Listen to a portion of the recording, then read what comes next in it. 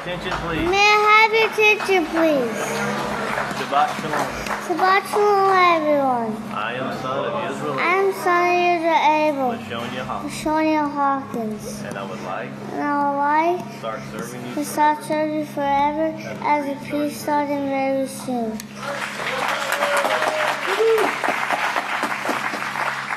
It is now time. It's now time to start sliding the sheets for Sabbath services. May I have your attention, please? May I have your attention, please? Shabbat Shalom, everyone. My name is son of Yisrayl and I'd like to serve you forever as a priest starting very soon.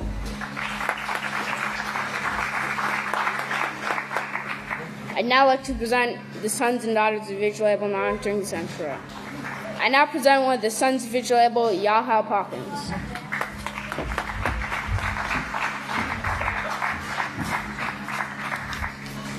Shabbat Shalom, everyone. You may be seated.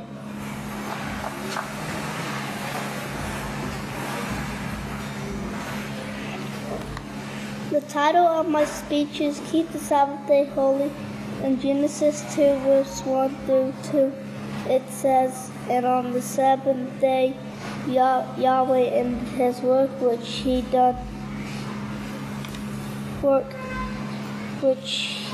had done. He rested on the seventh day from all his work which he had done. Then Yahweh blessed the seventh day and set it apart to be holy, because he rested from all the work which Yahweh created and made. How do we keep the Sabbath day holy? Doing only Yahweh's work, not our own work. As it says in Exodus 20, verse 8 through 11. Remember the Sabbath day to keep it holy. 6 days you shall labor and do all your work, but the seventh day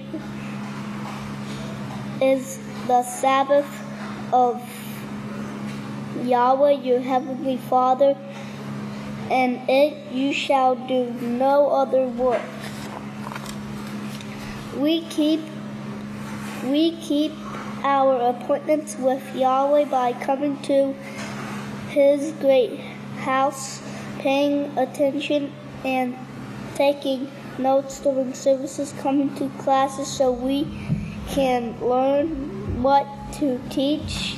We can teach what we learned. I want to encourage you to keep the Sabbath day holy. May Yahweh bless your understanding. I'd like to introduce some of you to Abel. Odea.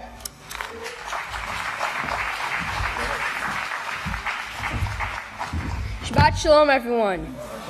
You may be seated. May the peace of Yahweh be with each and every one of you.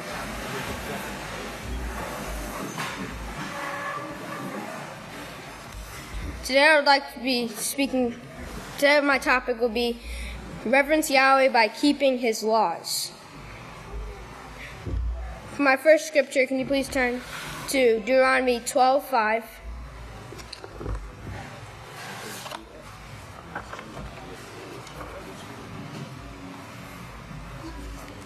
And it says, But you are to seek the habitation of your father, the house of Yahweh, the place which Yahweh your father shall choose out of all your tribes to establish your name, and there you must go. The house of Yahweh has been reestablished by Yahweh in the last days. By Yahweh, you shall reverence Yahweh, as the law says to reverence Yahweh with all your heart, soul, and might. We are told to speak about Yahweh whenever we walk down the road, whenever you rise up, and when you lie down, you are to talk about Yahweh. By speaking about Yahweh and reverencing Him every day, you learn more things, and you are more able to practice righteousness throughout the day. He has chosen a place at Abel, the protected place, so we can all come here and reverence Him and reverence Yahweh, our Heavenly Father. For my next scripture, can you please turn to Deuteronomy 6:13.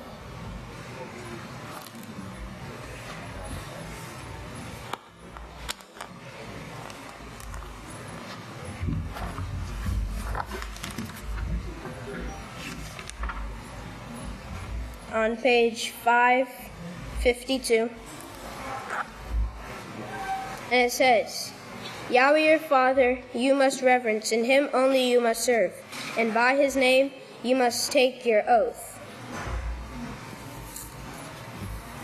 So you should reverence Yahweh with all your heart, soul, and your might. And that, if you all please stand. I like to turn over this unusual Abel.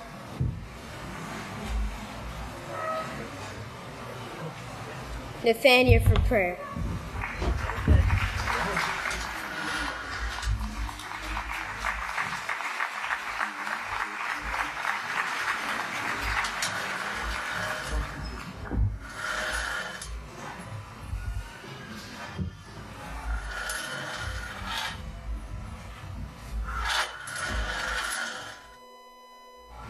If you'll all remain standing, it's my great honor and privilege to present to you the great Deacon David Knighton Hawkins. Shabbat Shalom, saints of Yahweh. Please be seated. And may the peace of Yahweh be with each and every one of you today. All right, today we're going to have a continuation of last week. And the title is The Hidden Secrets of the Two Witnesses and Yahshua, our High Priest.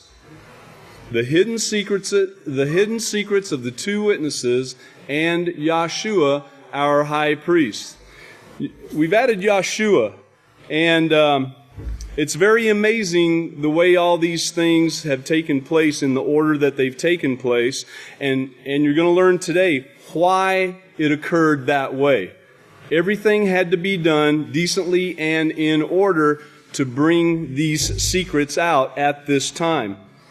So listen for some very interesting points. You're going to hear about the restoring of the perfect word, the pure word of Yahweh, and why there had to be a teacher, the messenger, and he had to bring this forth. You could have a book of Yahweh, even now you could have a book of Yahweh and be out there reading it, and without the teacher, without that messenger, without the one sent bringing the words forth, through the many different avenues that we have now, I'm not going to mention it, you'll find out about it, then you wouldn't have it. You wouldn't have salvation. You wouldn't get it. You have to have the teacher.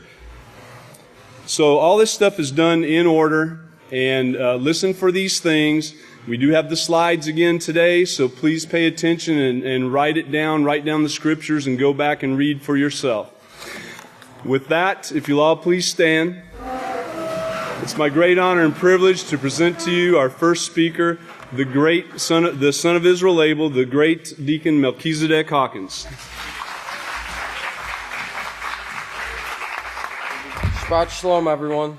You may be seated. May the peace of Yahweh be with each and every one of you. Now, today, as you heard there, we're continuing on the subject of the hidden secrets of the two witnesses. And I'm going to be talking a little bit about here the restoration of the pure word of Yahweh. Okay, so if I could have my first slide. Okay, so on September 8th, 2016, the House of Yahweh put out a press release, and the title was "The 10 Horns, 10 Kings, 10 Popes, and 7 Hills is a remarkable prophecy for this prophesied generation of nuclear burning." And Pastor here is talking about the Book of Yahweh. He's talking about the Book of Yahweh. He has Isaiah 34, verse 16. And then he's talking about the Book of Yahweh down here. And he says, all renditions, such as the King James Version, came from what was named by Yahweh's prophets as the Book of Yahweh. The Book of Yahweh was not completed until the Book of Revelation was written. And then if we skip down a little bit, he says the Book of Yahweh was taken to Rome by General Titus, who was given orders by the Pharisees, Sadducees, Essenes, and Herodians to destroy Jerusalem and the house of Yahweh, and move the wealth and artifacts to Rome. The Book of Yahweh was held captive in Rome from 70 AY to 1380 AY, at which time Yahweh started a movement to bring it to this generation. In 1987, the Book of Yahweh was made public in English with the holy names restored. Okay, so there's a couple of points there I'd like for you to get. If I could have my second slide. Okay, so you can see there's a picture there, but the Book of Yahweh was taken to Rome by General Titus, and that's General Titus there. And he was given orders by the Pharisees, the Sadducees, the Essenes, and Herodians to destroy Jerusalem and the house of Yahweh, and they stole these things from Jerusalem and the house of Yahweh. They took the lampstand, they took the Book of Yahweh, they took the wealth and the artifacts, and they brought these things to Rome. And the Book of Yahweh was held captive in Rome from 70 AY to 1380 AY, at which time Yahweh started a movement to bring it to this generation. Now in 1380 AY, John Wycliffe produced the first handwritten Bible manuscript. So Wycliffe took the Latin Vulgate and devulgated it into English. Okay, so everyone can read it. See, what the Catholic Church here did was they took the Book of Yahweh and they translated it in Latin so that the people couldn't read it. They were trying to hide this word, the word of Yahweh. And the Catholic Church didn't like it that he was translating it to English so that everyone could read it, because they were trying to hide this pure word of Yahweh. And so they would confiscate the Bible, the handwritten copies that he had, and they would burn them and get rid of them every time they had confiscated them. Alright, if I could have my next slide. Okay, so the definition of Vulgate, okay, is the principal Latin version of the Bible, which was prepared chiefly by Saint Jerome at the end of the 4th century AD, and used as the authorized version of the Roman Catholic Church. Okay, and it was commonly used or accepted. Okay, so they took this and they changed it to the Latin Vulgate so that no one could read it. Now, John Wycliffe had devulgated it, if I could get my next slide. Okay, and the definition of that is to make it publicly known and to publish. Okay, so he made the word of Yahweh, he translated it in English so that people could read it. If I could have my next slide, the word divulgate comes from the word divulge, which means to disclose or reveal something privately, secretly, or previously unknown. Okay.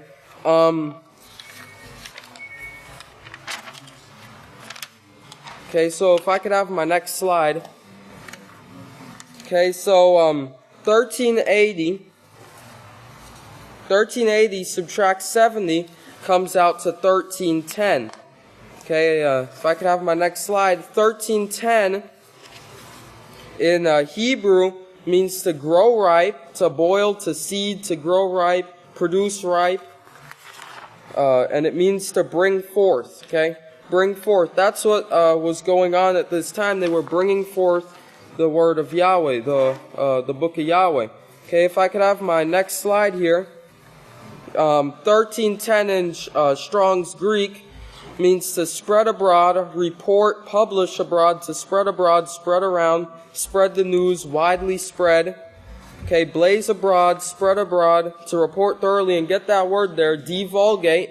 Okay, so blaze abroad, commonly report, spread abroad, and fame. Okay. Okay, if I could have my next slide.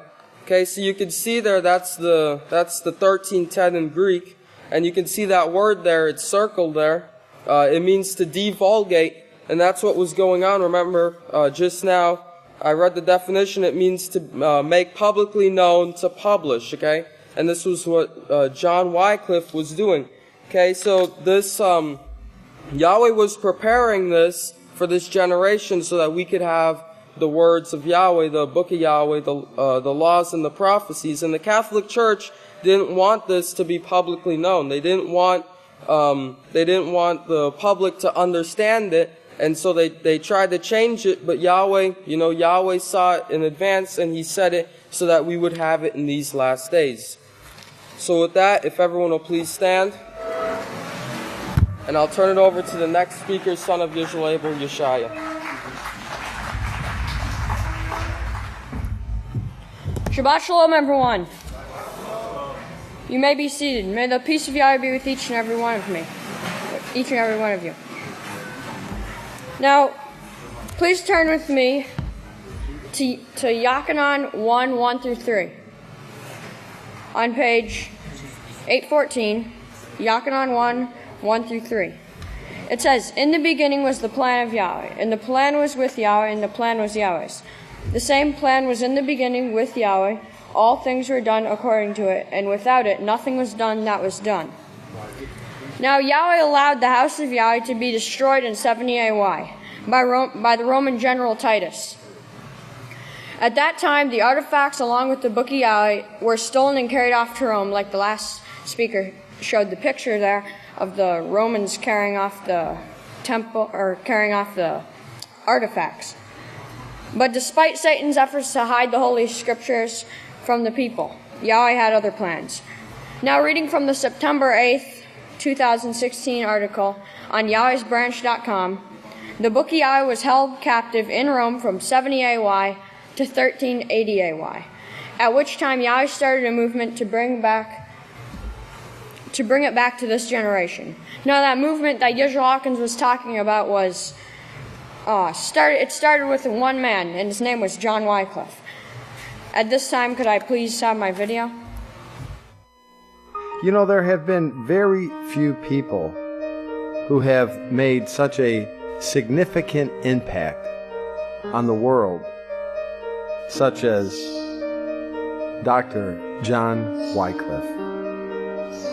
In this particular churchyard, we read and learned that the monks were so intent on annihilating the doctor's bones after he was dead. I found that very strange, because Dr. Wycliffe was a preacher, and though he had been dead some 40 years, he still continued to be heard.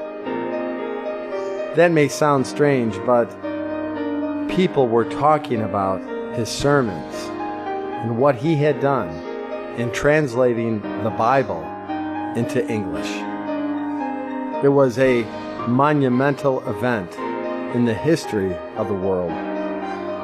At this point in time, only one man in 1,000 can read. Men are ignorant. Only the parish and the priests and the rich children have an opportunity to obtain an education. There are no schools for the poor. The people, in fact, are very ignorant. The people are also superstitious, and that's what ignorance brings. The people believe in ghosts and goblins. They have stories to tell about brave knights and dragons that spit fire.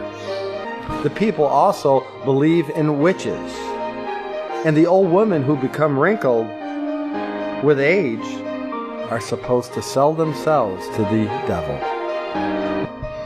But Dr. Wycliffe is translating the Bible into English. and he preaches against the immoral practices of the monks and the friars. The Pope at this time, he decreed that men must believe in religion as he believes. There is no appeal from his decree. If man believes differently, he shall be thrown into prison and tortured until he makes confession. And then he is burned to death, and all his property is confiscated. Who gave the Pope and the Church at this time the authority?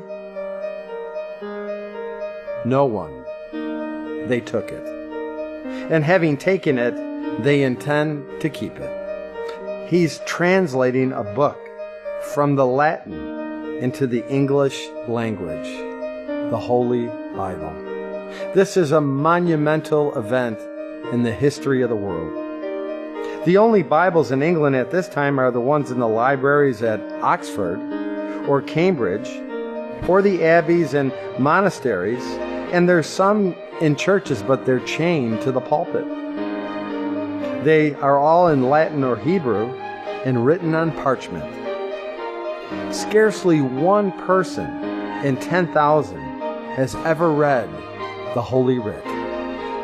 But Dr. Wycliffe believes that the people have a right to read it because the Bible will never return void.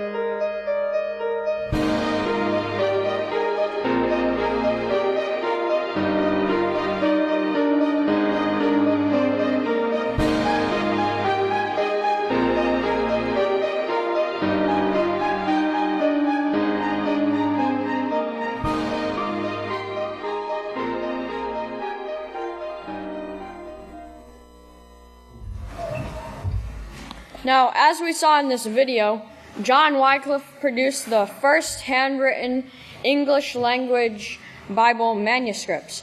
He was also well known throughout Europe for his opposition to the organized churches, which he believed to be contrary to the Bible. But why is all of this important? Why did the Catholic Church dig up his bones, as you saw in the video, as you saw in the video, and burn them and scatter them in the river? Yisrayl Hawkins has explained to us many times how he loved the Holy Scriptures, and it was his love was placed into him by the diligence of his mother, who read to him each night. Now, if Yahweh had not started this movement to restore the Bible, Pastor Yisrayl Hawkins' mother would not have had the Bible to read to him. Now, reading a quote from the 10th book of Yisrayl, part 2, chapter 14, verses 84 and 85. Pastor says, "My childhood, I can remember it so well, that every night that I was home now, sometimes we worked late and it would be time to go to bed when we got home, but not very often. But most of the times, and definitely when we were home on time, which was almost every night, the Holy Scriptures would be read by the light of a kerosene lamp. We had no electricity, no radios, no televisions, no telephones." Laughing, "Those were prophesied to come later in my lifetime. Yes, the telephone, it's prophesied. But then it was a candlelight, and sometimes Mother would read the Scriptures, sometimes Dad would read the Scriptures, sometimes they would interrupt and explain something about the Scriptures. But this was every night, so I was trained on the King James Version. And as you saw in the film, it wasn't because I was forced to do it. It was because when I was by myself at the fishing hole, I would be leaned against an elm tree that grew by the side of the creek, and I would have my Bible out, reading it with my fishing pole laying across my lap." Now, could I have my first slide? Now, 1380 in the Greek, it means I think, seem, appear. And could I have my next slide? It comes from the word that's underlined there, the Greek word. And could I have my next slide? And notice there it says, the definition for 1166, which is the number, it says, I point out, I teach, demonstrate, make known. And this is what he was doing. He was making the Bible known so that people could read it. Could I have my next slide? It says, to show, expose to the eyes, to teach one what he ought to do. He was translating the Bible, and the Bible has the laws of Yahweh, and it teaches one what he ought to do, to bring to pass. Could I have the next slide? To show by words, to teach. He was showing, he was writing the words down. He was teaching.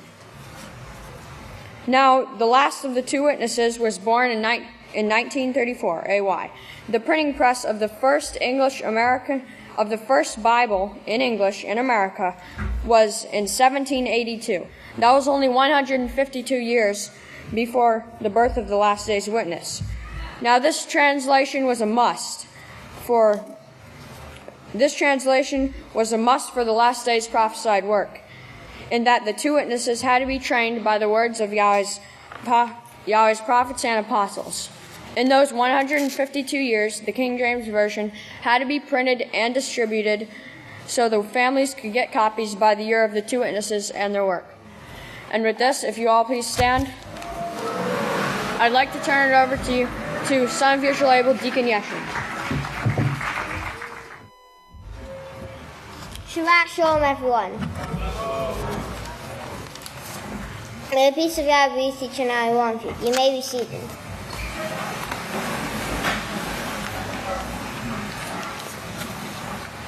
My title today is 614 in Greek means hidden. 614 in Greek, may I have my first slide?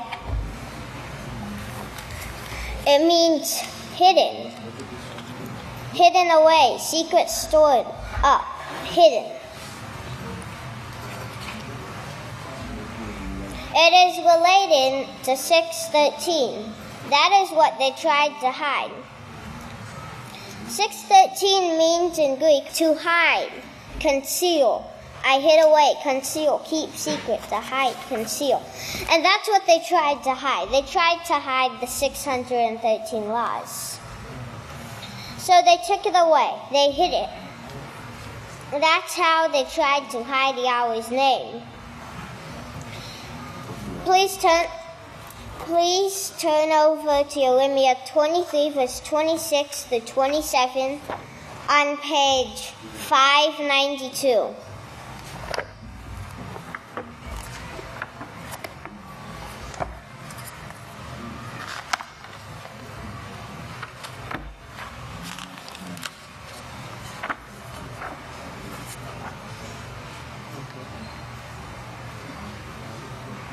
And it says, how long will this be in the heart of the prophets who prophesy lies? Yes, they are prophets of deceit of their own minds, who devise, plan, and scheme to cause my people to forget my name through their dreams, which they tell every man to his neighbor, just as their fathers have forgotten my name from their Lord.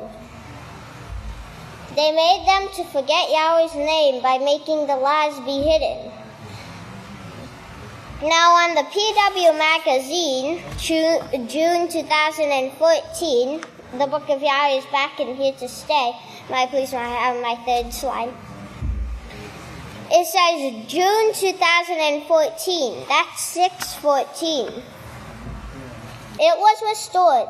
The Book of Yahweh was restored. It was restored in 1987. The Book of Yahweh is back and here to stay.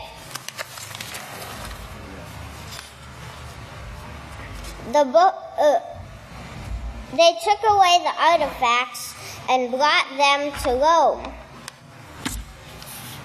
My piece on my fourth slide.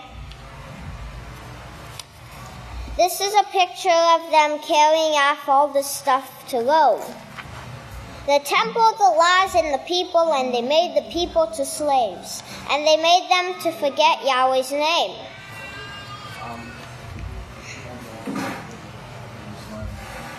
So in conclusion, remember, they tried to hide the Holy Scriptures, but it was restored. On Bible Hub, may I please have my fifth slide? It says, if you put in 1917, it says a plan against, a plot, design against. And in the Thayer's Greek lexicon, it says, a plan formed against one, a plan against someone, lying in wait.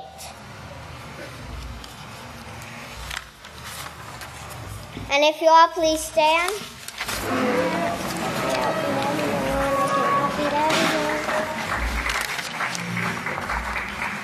I'd like to turn it over to the next speaker.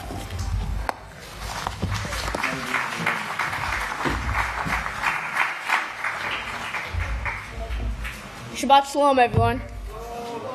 You may be seated, and may the peace of Yahweh be with each and every one of you. Now we're going to be picking up on the Book of Yahweh Restored. Now the restoration of the pure word. So if I can get my first slide. As you can see here, that's the 2017 calendar, the Book of Yahweh Restored. And it says in 1987, the House of Yahweh first printed the Book of Yahweh. Since then, it has been reprinted many times to keep up with the demand. You must remember the scriptures were called the Book of Yahweh by all the inspired prophets of Yahweh.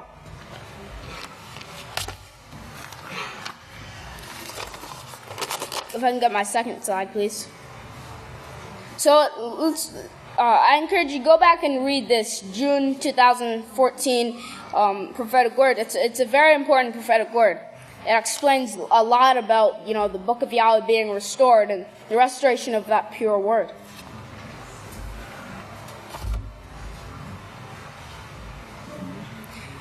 Now, this is an excerpt from the June 2014 prophetic word, and it's on page 1, and it says, the Book of Yahweh is back and it's here to stay. The prophet Isaiah was prophesied to foretell the following about this Book of Yahweh. And in Isaiah chapter 34 and verse 16. Isaiah chapter 34 and verse 16. Found on page 551.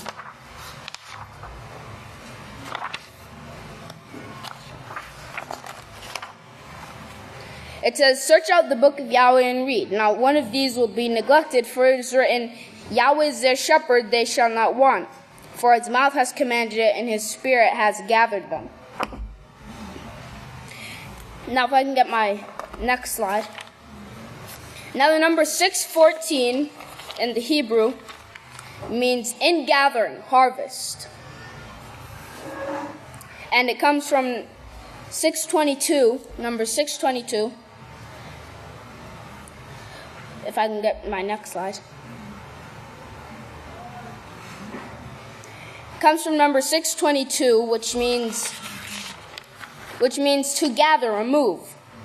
All together, assembled, collected, brought together, gathered, gathering, surely gathered, received. So this gathering isn't just a gathering of people, it's a gathering of Yahweh's word. So all the books in the Book of Yahweh were put together into one book called the King James Version. Then we see the two witnesses came and cleaned up the King James Version, took out the names of the gods and, all the things that the world has changed and allowing us to have the Book of Yahweh today.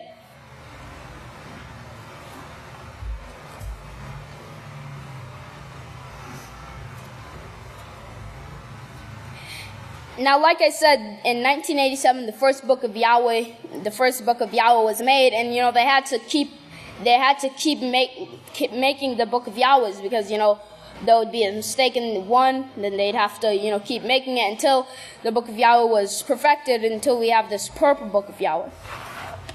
Now in Zephaniah, the book of Zephaniah,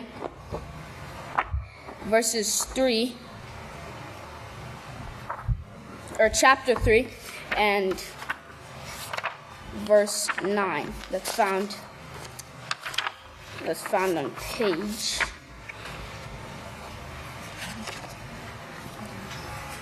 It's found on page 713. And it says, yes, at that time I will return to the people the pure word, the law, and the prophets. So at that time, so that all of them may call on the name of Yahweh and serve him with one accord, unity. Now that the pure word, it's number 918 in Strong's. And if you remember, in the date 9/18/2015 was when the Yisrayl Says program began to be run publicly online.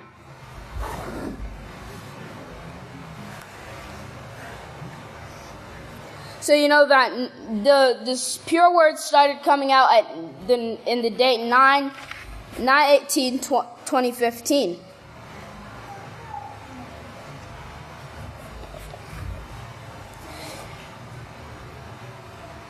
Now the King James Version was called the Bible instead of the Book of Yahweh. It was called the Book of the Lord. No, in all our studies of the Bible, we must remember that Satan has deceived the whole world. So, the King James Version, it doesn't have the complete truth. The two witnesses had to come out and change the King James Version to the Book of Yahweh. Now, the Book of Yahweh was taken to Rome by General Titus, who was given orders by the Pharisees, Sadducees, Essenes, and Herodians to destroy the temple.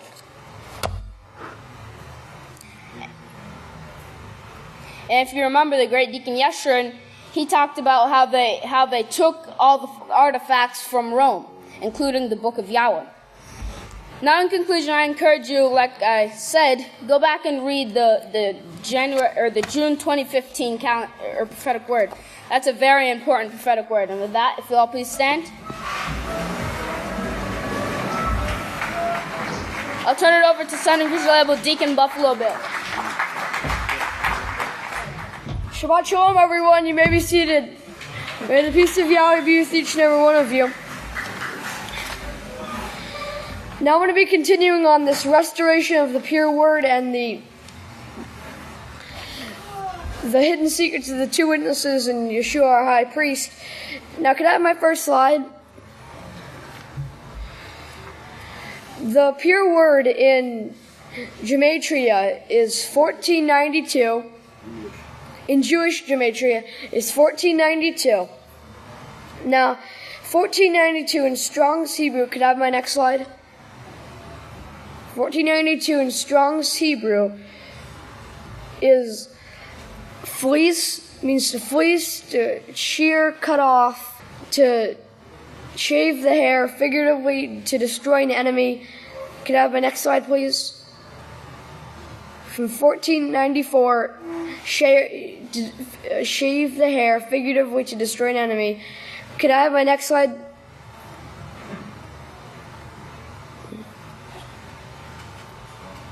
My next slide.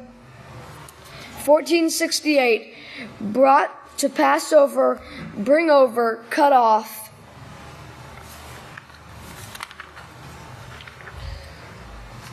Pass over or away.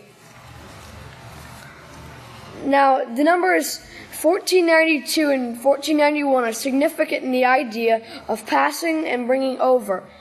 It was in 1491 BY when Yahweh passed over the homes of those who the homes of those who had blood on their doorpost and delivered the children of Israel out of Egypt through the Red Sea.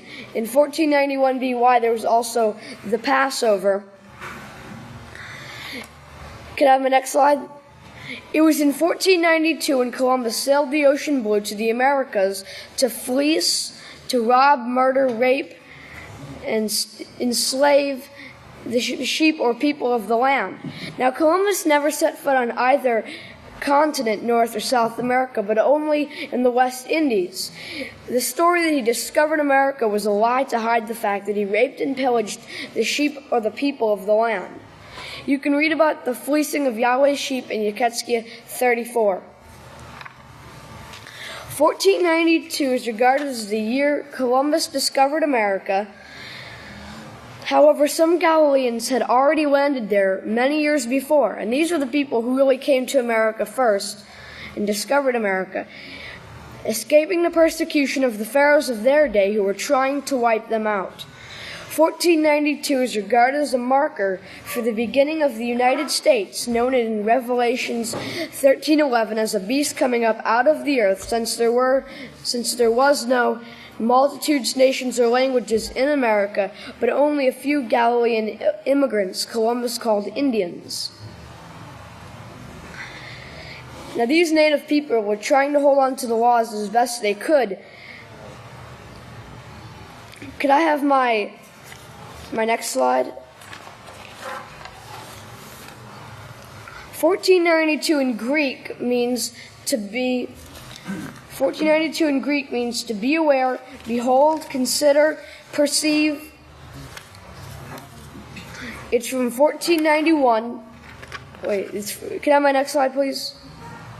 It's in 3609, which means of one's family, household. Can I have my next slide? From 3624, a house, household, family, home, temple. Now, it was prophesied in Isaiah 2 verse 2, Micaiah 4:1, and Zechariah 5:9 that the house of Yahweh would move west from Jerusalem, Israel, to a Babylonish land which did not yet exist. In fact, let's turn to Isaiah 2 verse 2. Isaiah 2 verse 2, it says, "It will come to pass in the last days that the mountain promotion of the house of Yahweh will be established in the chief of the nations and will be raised above all congregations, and all nations will eventually flow to it." Please turn to Micaiah 4 and verse 1. Micaiah 4 verse 1. "But in the last days it will come to pass that the mountain promotion of the house of Yahweh will be established in the chief nation of all nations and will be raised above all congregations, and all peoples will eventually flow to it." Please turn to Zechariah 5 verse 9.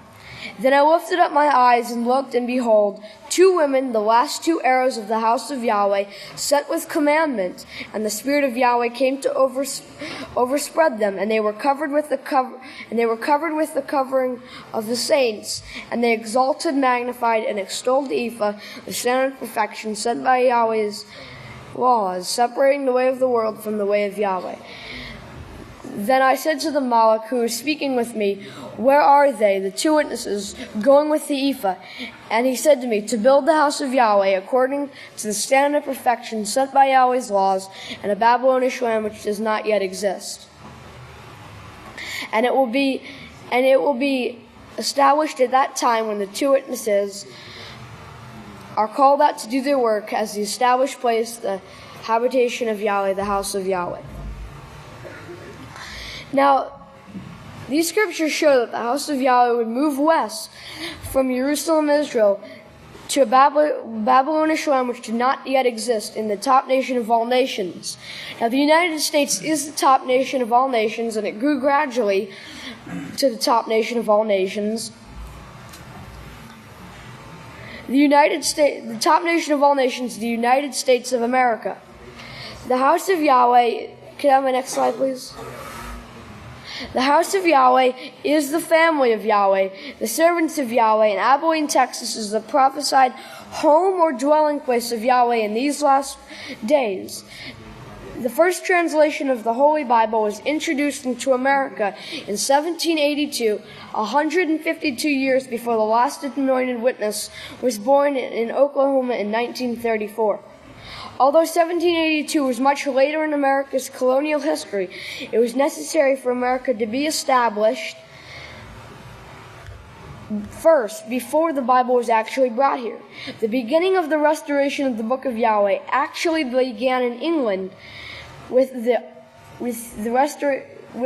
Oxford professor John Wycliffe actually translating the Latin Vulgate into the English language. And you heard from previous speakers how he was translating this Bible from the Latin Vulgate and putting it so the people could read it. This was a historical event that got the ball rolling. After America's founding, the English Bible then arrived. In conclusion, this pure word is being restored. And for more information on this, if you'd all please stand, I'd like to turn the services over to the great Deacon Samuel.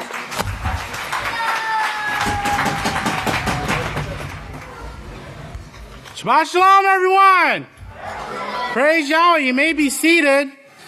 Just like the great Deacon Buffalo Bill was just talking about this pure word, it's very interesting because if you have your pens and paper, write this down.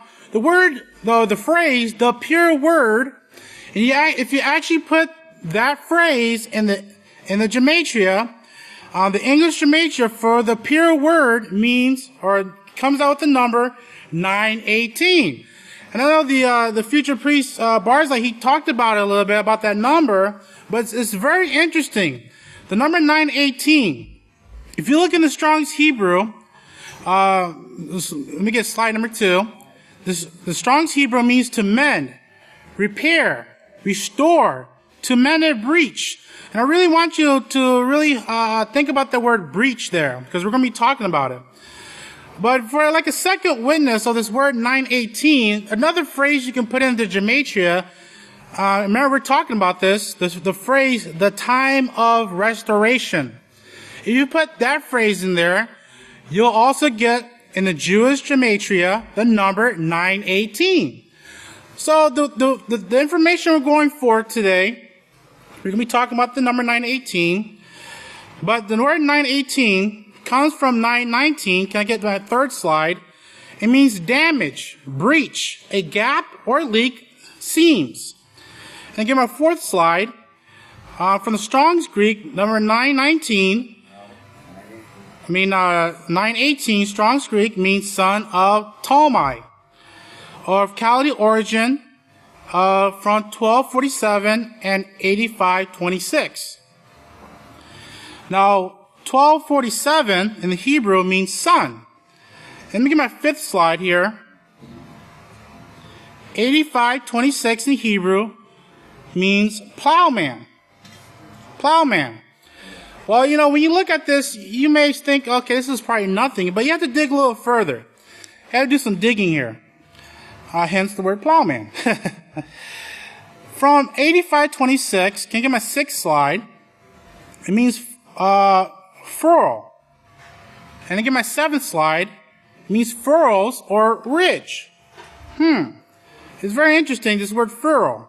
Because if you look into the source, and you look up the word furrow, you'll see there, on my eighth slide, there goes a whole list of synonyms for the word furrow. But you see there underlined breach or ridge.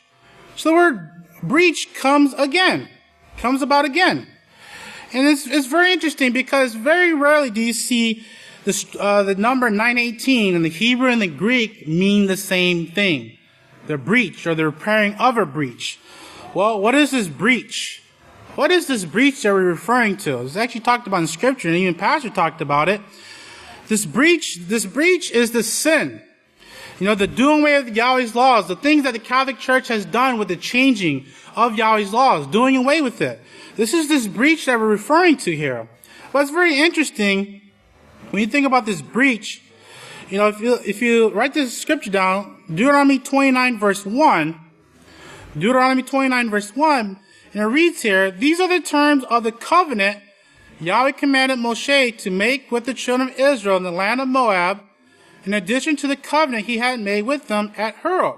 And of course, this is referring to Deuteronomy 28, where it says, if you keep Yahweh's laws, blessed will you be.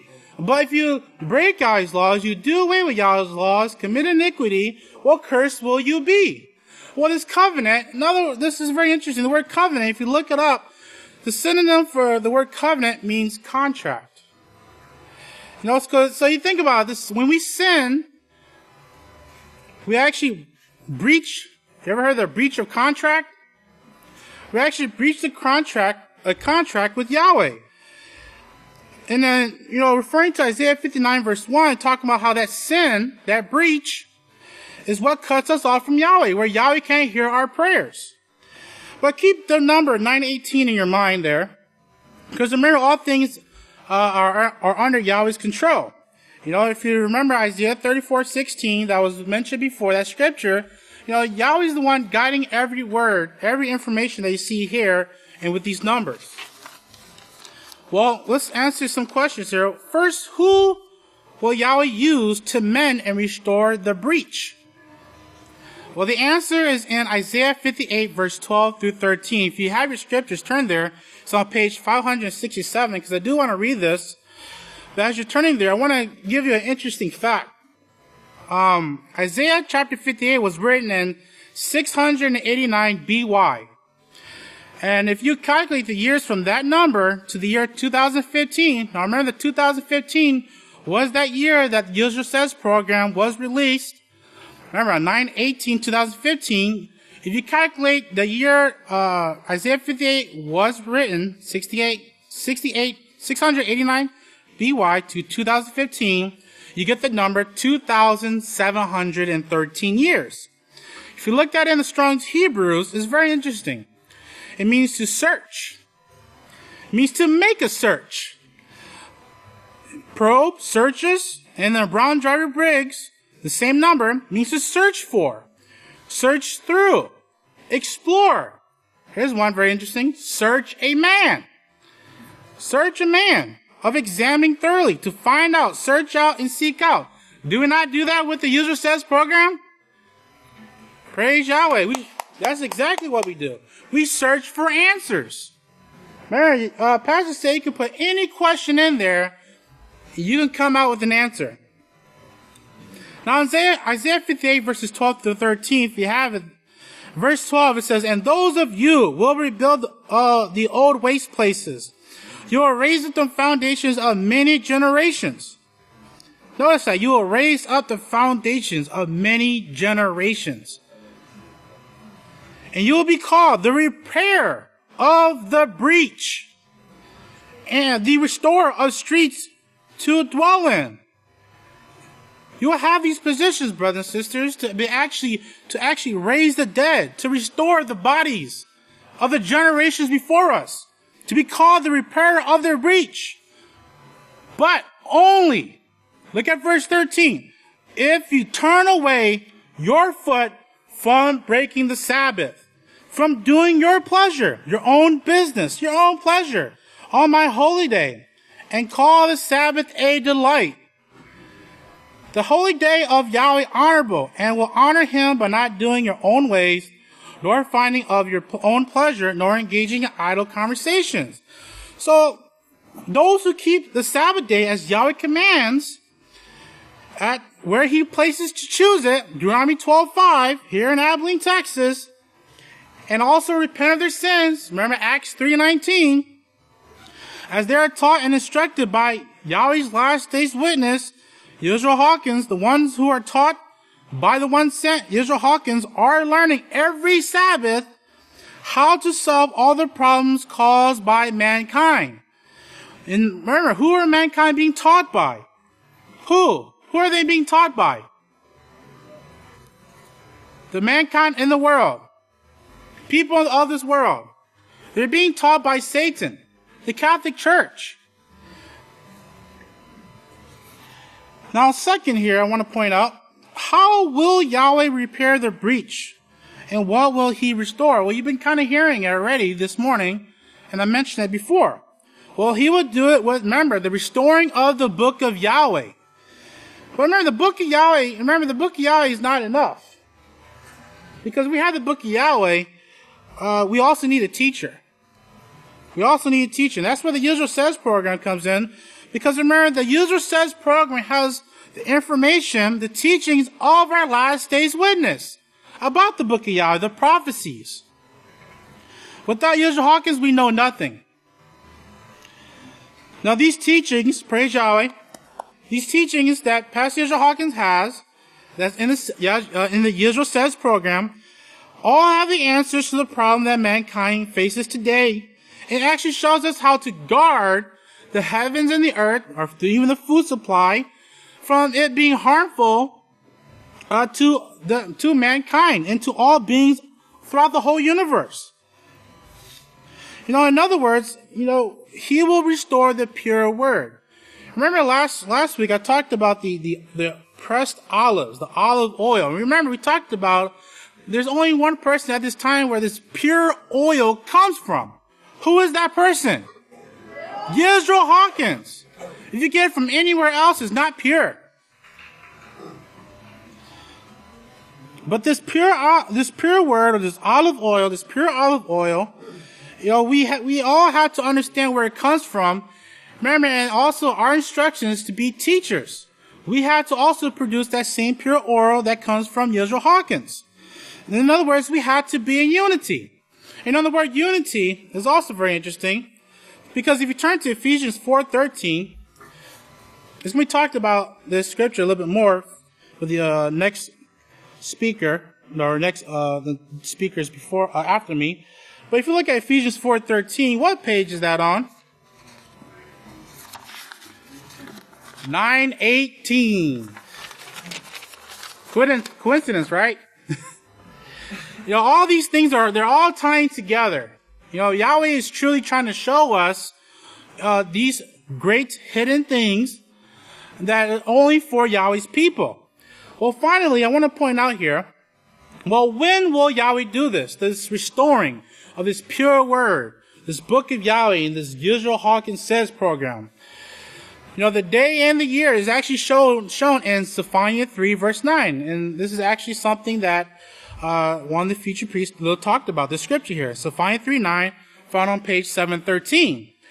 If you look at Zephaniah chapter 3, verse 9, it says, "Yes, at that time I will return to the peoples the pure word, the law and the prophets, so that all of them may call on the name of Yahweh and serve him with one accord, unity."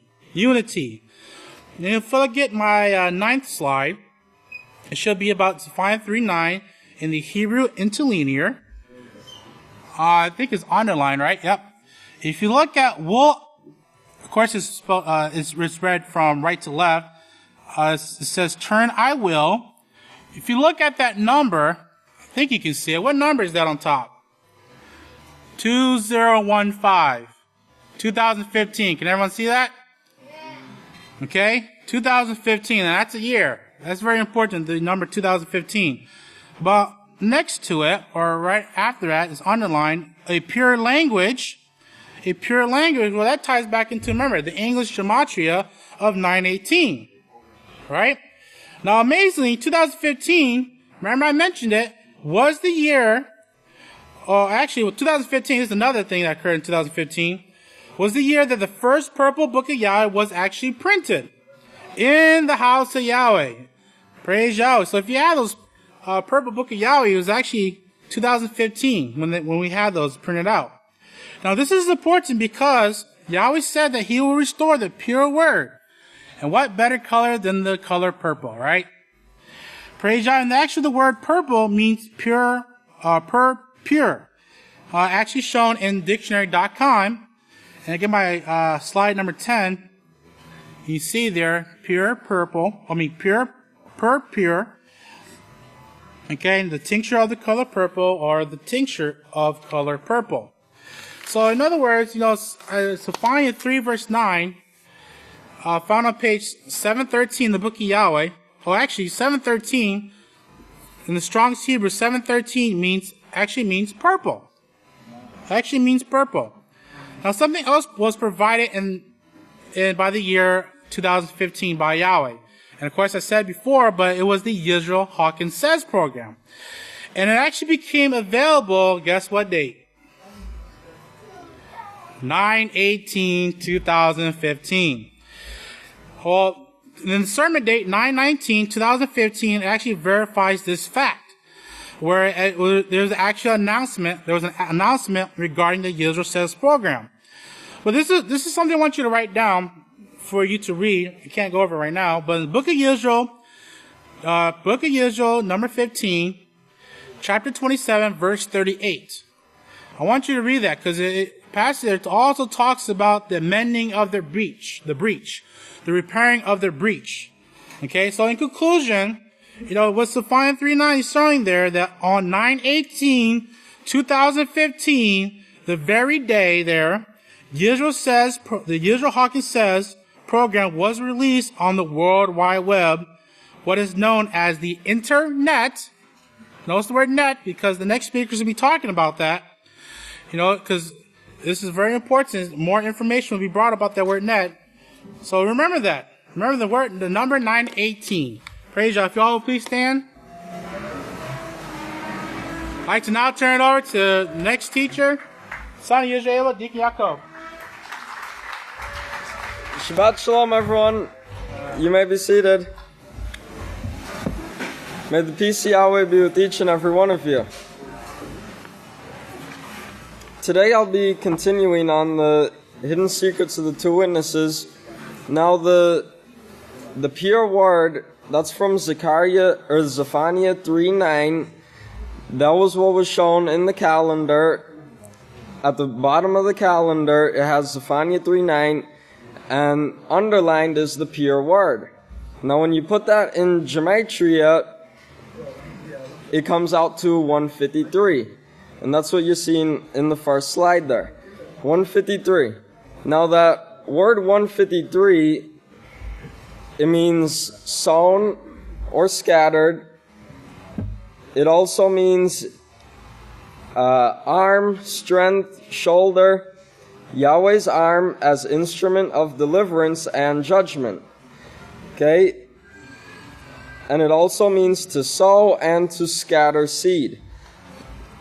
Now also 153, if you go to Yachanan, turn to Yachanan 21, found on page 839. There's also 153 fish talked about in Yachanan 21. That's found on page 839. Let's look at Yachanan 21, verse 1. It says, after these things, Yeshua revealed himself to the disciples again at the Sea of Tiberias. And this is the way he revealed himself. Now let's look to verse 3. On the next page it says, Simon Kepha said to them, I am going fishing. They said to him, we are also going with you. Now if you look at that side note there, side note A, it says, Kepha was a fisherman by trade before his calling. What he said was, I am taking my old job back. Okay, then it says, they went out and immediately got into the boat, but that night they caught nothing. Notice that they went out by themselves and caught nothing. Now when the morning had come, Yeshua stood on the shore, but the disciples did not know that it was Yeshua. Then Yeshua said to them, children, do you have any food? They answered him, no. Then verse 6 it says, and he said to them, cast the net on the right side of the boat, and you will find. So they cast, and they were not able to draw it because of the multitude of fish. Now let's look down to verse 10. It says, Yeshua said to them, bring some of the fish which you have now caught. So Simon Kepha went up and drew the net full of large fish, 153 of them. Although there were so many, the net was not broken. Okay, now Yahweh uses different things to gather his people. Okay, for example, the Yisrayl Says program. It went out over the internet so that everyone can be able to see it and use it. Now, I have a short video I'd like to play, but notice the time code. Okay, look at Yachanan 21:11, where they drew in the fish, and notice the time code on that video. Can we go ahead and play the first video? Okay.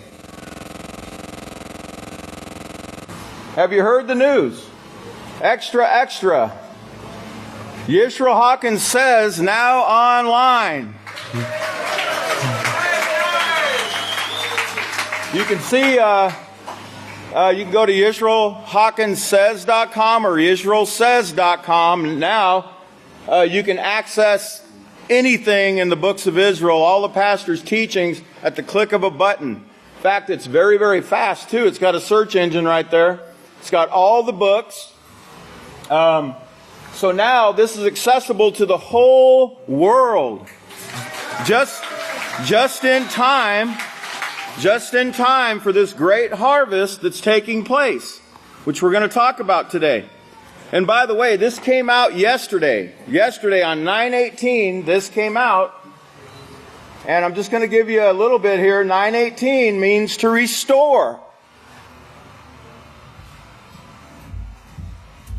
Did you notice the time code? It started at 21:11. The same number that Yeshua, or that Simon Kepha, drew up the fish. Okay, now, can I have the next slide? The one after that. Okay, so there you see Paul Outlet. He was the one that started the internet. He first drew up the plan for the internet, and he proposed that internet rides on the waves. It's not in the waves, it rides on top of the radio waves. Now notice when he died, you can see in that slide, he was born August 23rd and died December 10th, 1944. Okay, December 10th, 1944. Now, could I get the next slide? Okay, now, 70 years later, to the day, you have this. That's the waves in Scotland. Okay, now, if you notice the date, it says by Bill Gardner, 10th of December, 2014. That's 70 years later to the day. Okay, now, as you can see there, that's the wave where it has pastor riding on the waves. Now, on the bottom of that slide, you can see it says, the face of an elderly gentleman appears in a crashing wave, but is it God, Scrooge, or the old man of the sea? Okay, well, pastor is the old man of the old man of the sea, or the teacher of the sea. Let's go to Revelation. Let's go to Revelation.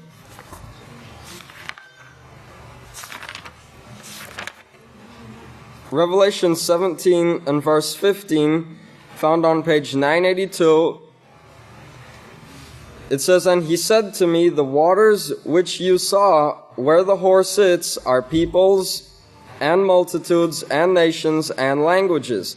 So there you have the waters. There you have the sea. It's the peoples, multitudes, nations, and languages.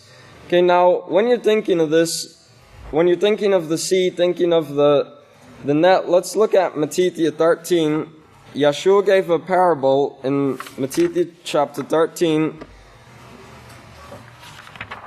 found on page 741, and let's look at verse 47. This parable is the parable of the net cast into the sea.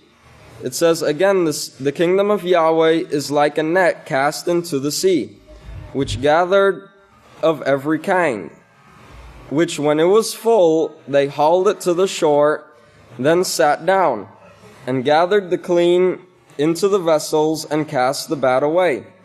So it will be at the end of the age, Malachim will come out and separate the wicked from among the just, and will cast the wicked into the furnace of fire. There will be wailing and gnashing of teeth.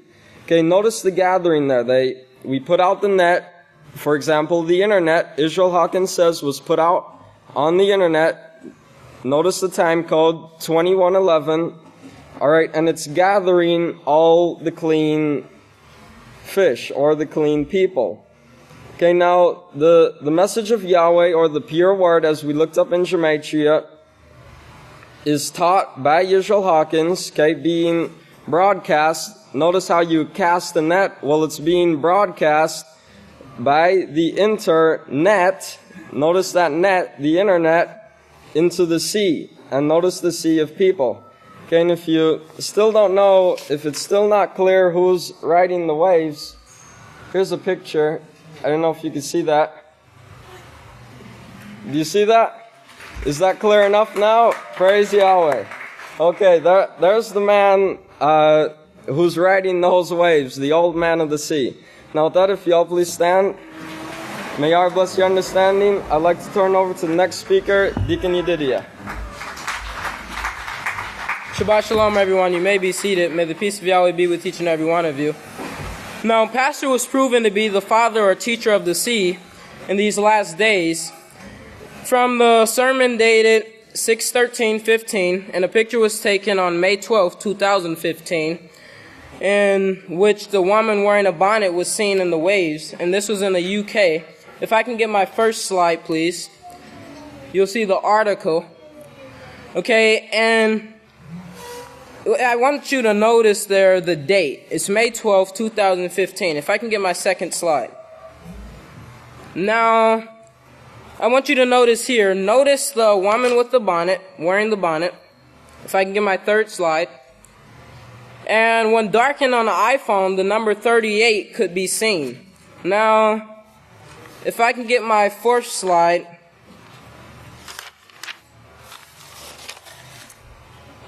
The fourth slide here. Now, this picture was taken 13 days after the woman in the waves was seen, the woman with the bonnet. And this picture was taken over the sanctuary. It's pastor and the woman with the bonnet is representing the whole house of Yahweh. Now, if I can get my fifth slide, it's number 38. Number 38 in the Hebrew, it means father of the sea. If I can get my sixth slide, 38 in the Greek, it means consecration. It means sanctification, the process of making or becoming holy, set apart, sanctification, holiness. It also means purity and a purifier. Now, it's from word number 37. If I can get my seventh slide. It's from word number 37. And it means make holy, consecrate, sanctify. It means set apart as holy, purify. If I can get my next slide. It means to purify, to cleanse, externally, free from the guilt of sin, to purify internally. Now, if I can get my ninth slide, it's number 40. It means sacred, holy, set apart, holy of holies, holy ones, saints, and sanctuary. Now, when Pastor had this full control dream, as being the 37th Omer, the number 37 is like 777, and this represents total spiritual perfection. Now, it represents purity and also pure.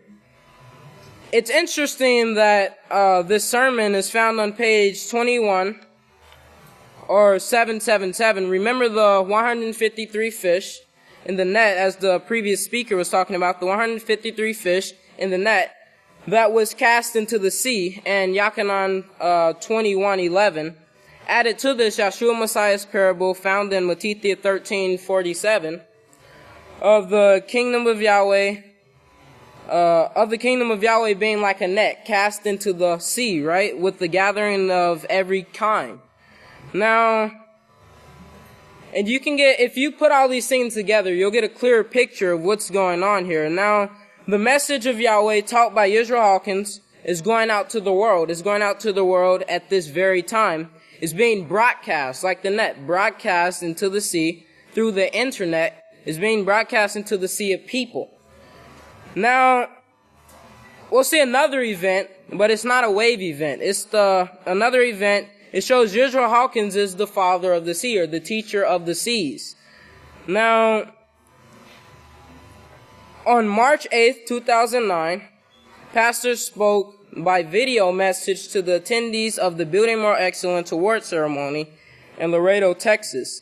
And these attendees, about 100 attendees, had been taught the Peaceful Solution Character Education Program for 5 years.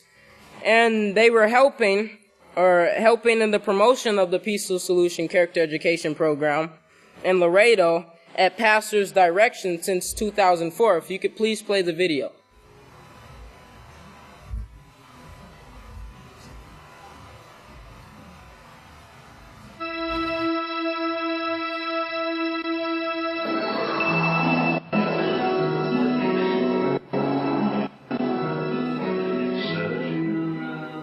Hello, everyone. Tonight, my name name is Chris Heiler, and welcome to the 2009 Peaceful Solution Awards ceremony here in Laredo, Texas. We were able to get the author of the Peaceful Solution Education Program to give us a statement and to congratulate everyone in Laredo here tonight. I turn it over to the author of the Peaceful Solution Character Education Program.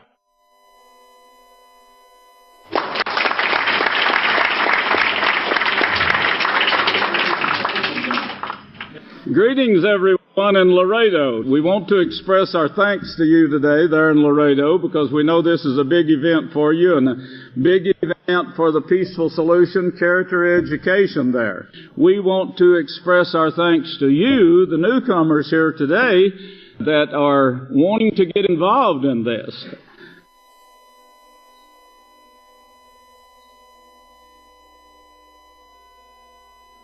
All right, this ceremony was held on 3/8 or 38. It has already been shown that 38 in the Hebrew means Father of the Sea, and 38 in the Strong's Greek, it means holy, purify. Now, this Peaceful Solution Character Education Program, it's all about making others into Yahweh's image, character, and likeness. But amazingly, the event was held on 3/8/09, and in the Strong's Greek, 3/8/09. If I can have my next slide, please. In the Strong's Greek, 3/8/09, it means training, it means discipline, education of children, instruction, correctness. It means instruction that trains someone to reach full development. If I can have my next slide. It also means training and educating. It means cultivation of mind and morals. If I can have my next slide, it's from word number 3811. And it's from word number 3811, and it means to train children, educate, train, to train up a child. My next slide, slide 13, it's 3811. And it is instruct by training, purify, pure, remember that pure, pure, education, or educate. And this is what the Peaceful Solution is doing. This is what the teacher of the sea, the father of the sea, Yisrayl Hawkins, is doing, along with the woman in the bonnet, the whole House of Yahweh, who's assisting Yahshua Messiah, offering the way to become like Yahweh. And with that, if y'all please stand. I'd like to turn it over to Son of Israel Abel, Deacon White Buffalo.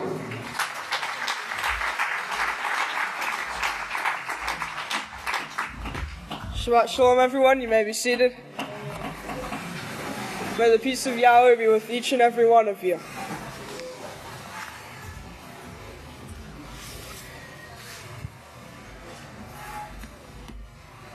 We're going to get started here. And I'm going to start out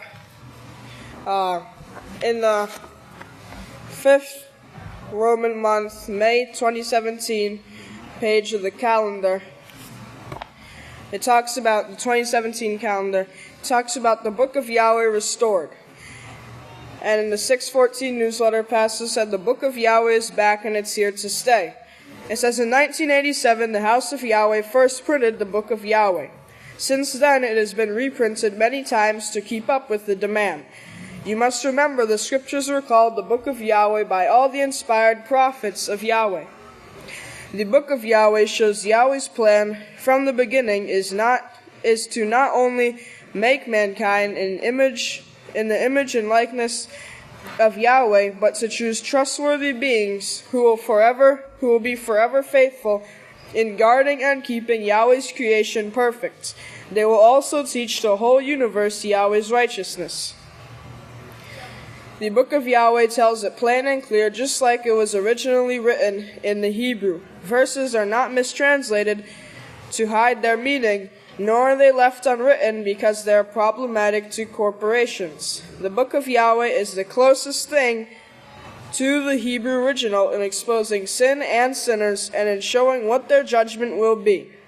It also points out clearly that the only way one can be made into the image and likeness of Yahweh and receive offices in the house of Yahweh is by keeping and obeying every law of Yahweh. Okay, so in these last days, we have this book right here, which is the book of Yahweh. And it's got lots of power. But let's take that heading right there. The book of Yahweh restored. If I can have my first slide. The book of Yahweh restored. And if you can see there in the Hebrew gematria, it equals 2017. And that's the number that I'm going to be focusing on today. 2017. Now if I can have my next slide. In the Hebrew, 2017 means a turning of things upside down. And it's from 2015. If I can have my 2015, it means to change, become, overthrow, restore, turning around. If I can have my next slide. That's 2017. It means turning of things upside down. 2015 means to turn, overturn. It means change, overthrow, restore, turn back, and turning around.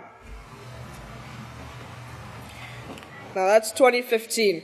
And if we remember, it means restore. 2015 was when the first purple book of Yahweh came out.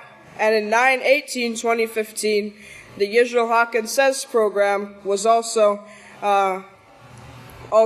came out. So this is a great time to bring in the next thing. In the 2015 calendar, if I can have my next slide, it says purple, royalty, unity, loyalty, family of kingly priests.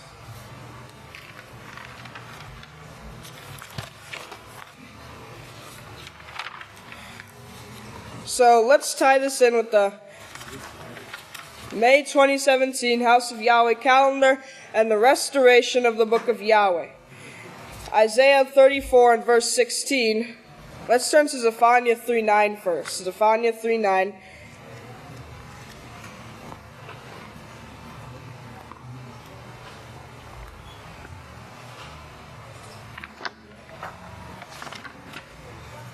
On page 713, if you notice there, if I can have my next slide. The next one. Okay, page 713. And Zephaniah 3:9 says, "Yes, at that time I will return to the peoples the pure word, the law and the prophets, so that all of them may call on the name of Yahweh and serve him with one accord, unity." And if you notice there, that's on page 713. Now Isaiah chapter 34 and verse 16. If you can go back one slide. Isaiah chapter 34 and verse 16. If you notice there, it's on 713 BY. That's the date that it was written. 713 BY, Isaiah chapter 34 and verse 16. And it says, "Search out the book of Yahweh and read. Not one of these will be neglected, for it is written, Yahweh is their shepherd, they shall not want, for his mouth has commanded it, and his spirit has gathered them."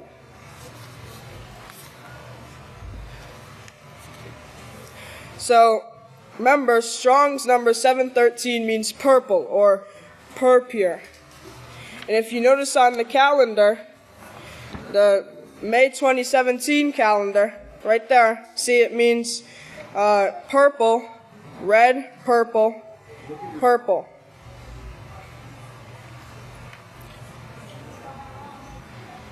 So if we notice, the only three words underlined in Zephaniah 3:9 on the calendar are the pure word. The only words underlined in Isaiah 34:16 on the May 2017 calendar is "Search out the book of Yahweh."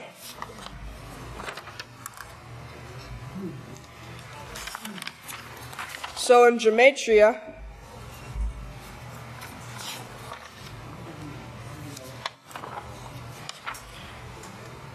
search out the book of Yahweh equals 2140, 1662, and 277. Let's get back to the 2017. The next number there, 2017 in the Greek means to shine forth. I can have my slide. 2017 in the Greek means to shine forth. It means I shine upon, give light to. And it's from 2020. My next slide.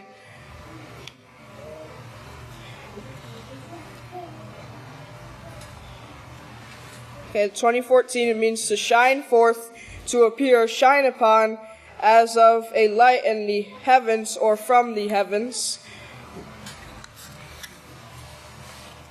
And it goes to the next number, which means to show to bring to light, to appear, become visible, to become clearly known, to show oneself. Next slide, please. It means to give light, to shine upon, and give light. And that leads to number 2020, which means to let shine, to dawn. I am near commencing, to begin to grow light, begin to dawn. Okay, and 2020 would be within the sights, the year 2020 of the 3½ year plan. Remember the 7-year peace plan? But in Exodus 2020, if you remember, it means, it says that I have come to test and prove you, and it tells us not to fear. Okay, and if we remember, 9/18/2015, the Yisrayl Hawkins Says program was put out. Okay, so we can see the book of Yahweh clearly. Because remember the Ethiopian eunuch, okay, he said that we cannot understand if we don't have a teacher. If I could have my next slide. Also, 2020 vision is considered the perfect vision. And with a teacher, we can see and understand the scriptures clearly. With that, if you all please stand.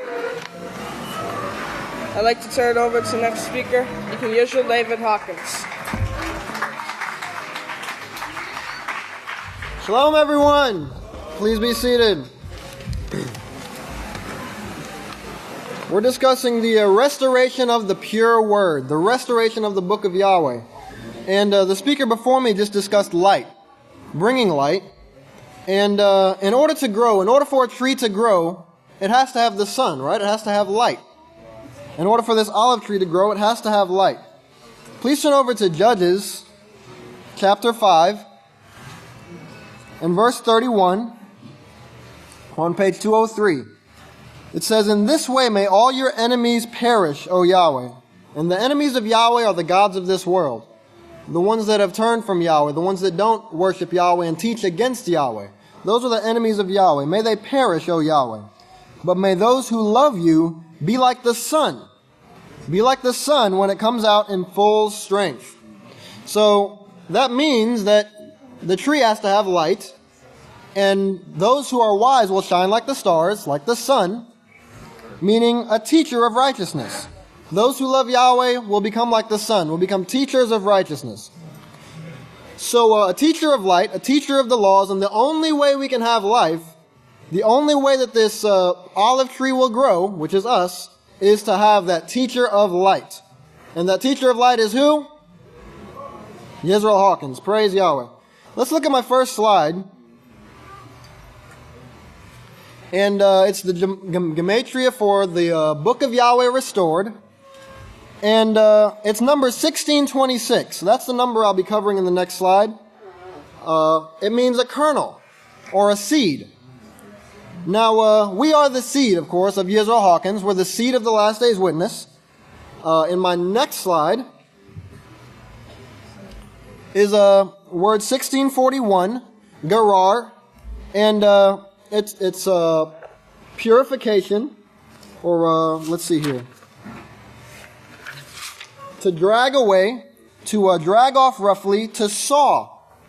Now, if you'll turn over to Yachanan, we're talking about the pure word, purification. If you'll turn over to Yachanan, chapter 15. It says, I am the true vine. This is Yahshua speaking. Yahshua is the true vine. My Father is the vine dresser. Praise Yahweh. Every branch in me that does not produce fruit, he takes away. And every branch that produces fruit, he purges it. He cleanses it. He cleans it. So if you notice that word there, that slide, it says, let me find it here. It says to drag off, to saw off, which when you prune a tree, you purify it, excuse me, so it brings forth fruits. You saw the branches off and you cast them away into the fire. In the same way, it says that in verse 4, abide in me. Just as the branch cannot produce fruit by itself unless it abides in the vine, neither can you unless you abide in me. If anyone does not abide in me, verse 6, he is thrown away like a branch and is withered. And they gather them and throw them into the fire, and they are burned. In the same way, Yahweh is purifying his house. You know, if you don't keep the laws of Yahweh and you don't follow the branch and the vine, then of course you're cast out. And it's not that somebody drives you out of here. You know, your mind is not with Yahweh and you leave. But Yahweh purifies his house in the same way. Can I get that same slide again? If you notice, it says cud. Cud. Now, what is the cud? Of course, a cow or a clean animal or a buffalo chews the cud. And that purifies the food to make sure that it can produce clean meat for you. In the same way, Yahweh purifies his house. And in verse 8 in Yachanan 15, it says, in this my Father is glorified, when you produce much fruit, and in this way you become my disciples. Or you become the seed, the children of Yahweh. So the disciples, the seed, continue the work of Yahweh. They continue the work of Yahweh, which is another part of that definition. Continuing the work of Yahweh. Now, if we'll turn over to Psalm 128. Psalm 128, in verse 3. Verse 3, we're talking about the vine here. It says, your wife will be like a fruitful vine. Now, who is the wife of Yahshua? We're the wife of Yahshua. The house of Yahweh in these last days is the bride of Yahshua. And we're going to be like Yahshua, like the vine. We're going to be just like Yahshua. At the sides of your house, and your children, we're the children, and those who come after us that we teach and train are our children, will be like olive plants, olive shoots around the table. And that's how an olive tree propagates. You have the shoots that shoot up around it. We are those shoots, and the people that we teach are those shoots. We learn what to teach so that we can teach what we've learned. That's exactly how this work grows. It continues this way. Praise Yahweh. Can I get my next slide, please? Olives. We just talked about those olive branches, but the olives is where that pure oil comes from. The olives is where the pure oil comes from, the golden oil. And this last day's oil will be used to relight, to restore, which is what this entire this entire presentation today is about, restoring the pure word. This last day's work will restore all the works before it and restore them to life, also resurrect the dead. Can I get the next slide, please?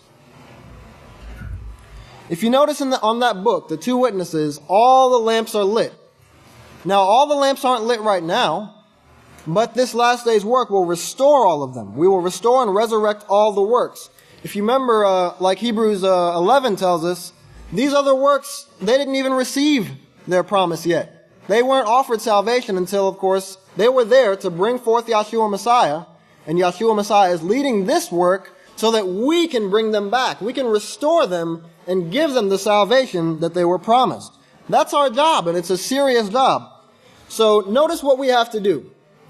Yisrayl Hawkins restored the house of Yahweh in these last days after 2,000 years of it being gone, restored the book of Yahweh, the pure word, and we are all going to restore the previous works.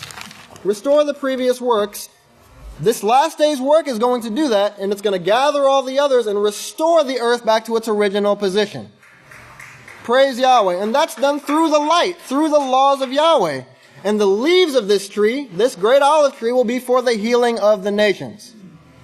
So that word leaf is a very important word. And I just want to write it down for your notes. The word leaf, if you remember in Psalm chapter 1 verse 3, it talks about the tree planted by the rivers of water, whose leaf will not wither. That word leaf is a word 5929 in the Hebrew, and it means branch. It means branch, leaf or branch. The branch will not wither, meaning the branch will not die. The branch will not die. It also comes from 5927, which means of all things to restore. To restore, to raise up and to ascend, which is exactly what this last day's work is going to do. To restore the rest of the other works, restore the teachings of the house of Yahweh, and restore the earth back to its original position. So, can I get my next slide, please? Or that same slide with the book? Thanks. If you notice the new moon there. Last Sabbath was the new moon. It was 6/24, 2017. If you'll turn over to page 624 in your book of Yahweh, page 624, and we're going to be reading Lamentations chapter 5, a cry to Yahweh. That number 5 is Father, or Yahweh. It's a prayer for what? What do you see there at the top of the chapter? A prayer for what? Does everybody have the book of Yahweh's? What is it a prayer for? Restoration. Praise Yahweh. And that's, it's a cry to Yahweh for restoration. These people that had not yet received the promise are crying out for restoration, crying out for this last day's work. On verse 21, it says, "Turn us to you, O Yahweh, and we will be turned. Renew our days as of old." As of old. So it's a cry to Yahweh for restoration, a cry for this last day's work. Can I get my next slide, please? So we see that we have the new moon on 6/24. Can I get the next slide after that? We have the age of the moon right there at 23 hours and 20 minutes. 23 hours and 20 minutes. The next slide shows the Hebrew word 2320, which is Kodesh, and it means new moon. It means new moon, or a month. The next slide after that, it comes from the word 2318, and it also means to renew, or to repair, to restore, or restored, to rebuild, which is exactly what this last day's work is doing and has done. Restored the perfect word and rebuilt the house of Yahweh. Praise Yahweh. That's the job of the house of Yahweh. That's the job of all of us. To restore the work of Yahweh, to restore salvation to all the previous works. Praise Yahweh. Now, nobody could link this stuff together like Yahweh does. Nobody could. And He's giving this power, this same amazing mind that He has, He's going to give it to us. If we follow this light, if we follow this olive tree. He's giving it to us so we can have a mind just like Him through His laws. That's amazing, brother. Praise Yahweh. It was an honor to speak to the called out ones of Yahweh, the pure people. And I'd like to turn it over to the next speaker, the great Deacon Shalom Hawkins. Shabbat Shalom, everyone. You may be seated. May the peace of Yahweh be with each and every one of you. Today I'm going to continue talking about the restoration of the book of Yahweh. Now, can I have my first slide, please? Now, the book of Yahweh restored. This is from the May 2017 calendar, where it's talking about the book of Yahweh being restored. And we can see at the bottom the two prophecies. But that title, the book of Yahweh restored, if you put that in Gematria, if I can have my next slide. If you put that in Gematria, it comes out in simple Gematria to number 271. You get the number 271. Can I have my next slide? Now let's look at 271. In Strong's Hebrew, it's the word akaz, and as you see at the top it says, he has grasped. It comes from number 270. Number 270, and it means to grasp, take hold, take possession. It says acquire property, to lay hold, and that's what it's talking about the book of Yahweh. You know, we have the book of Yahweh back. The next slide. As you can see there, it says, take hold back. And at the bottom it says, the book of Yahweh is back, and it's here to stay. Now if you remember, the book of Yahweh, we talked about it this morning, the Catholic Church had it held up. They held the book of Yahweh, and as we saw in the video, they even had it chained to the pulpit. But now the book of Yahweh is back, and it's here to stay. As you can see there on the June 2014 prophetic word. Now the 271, praise Yahweh. My next slide, please.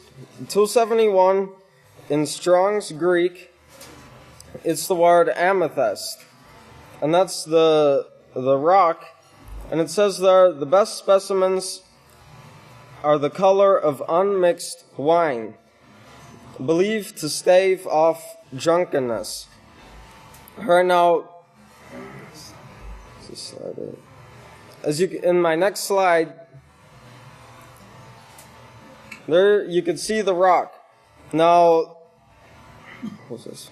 If you look in the Let the Little Children Also Come to Me book, my next slide. Remember that rock. That rock is purple. If you look at this book, it also is purple. You can't really see it in that picture, but yes, the book is also purple.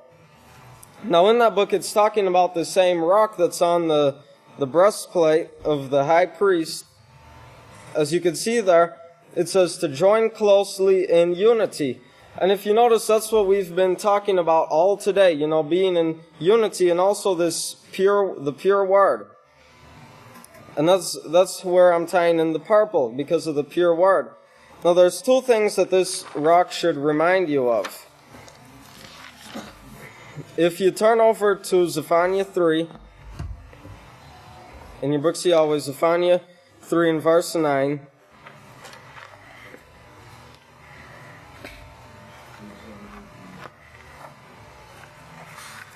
page 713, Zephaniah 3:9. Notice what page it's on. 713.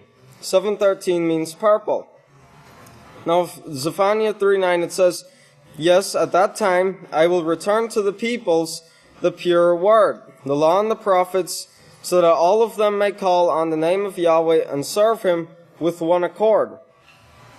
Now look at the side note at the top, right next to verse 9. What is the side note? G13. Now, what letter in the alphabet is G? Yes, 7. So what number do you get? 713. And what does 713 mean? Purple, yes. Praise Yahweh. So you can see there, he shows it every time, the purple, the pure word.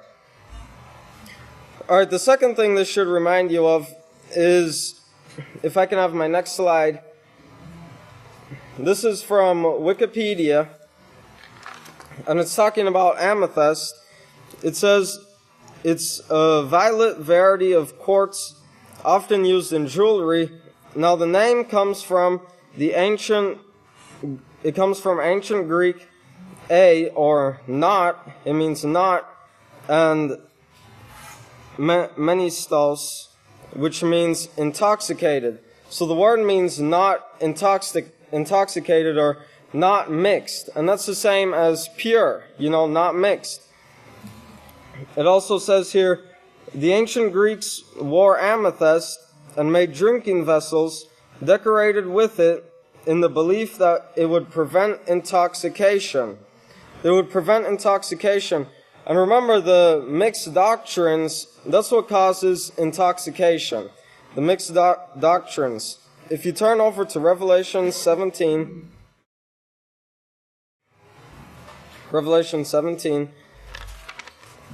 it's on page 981.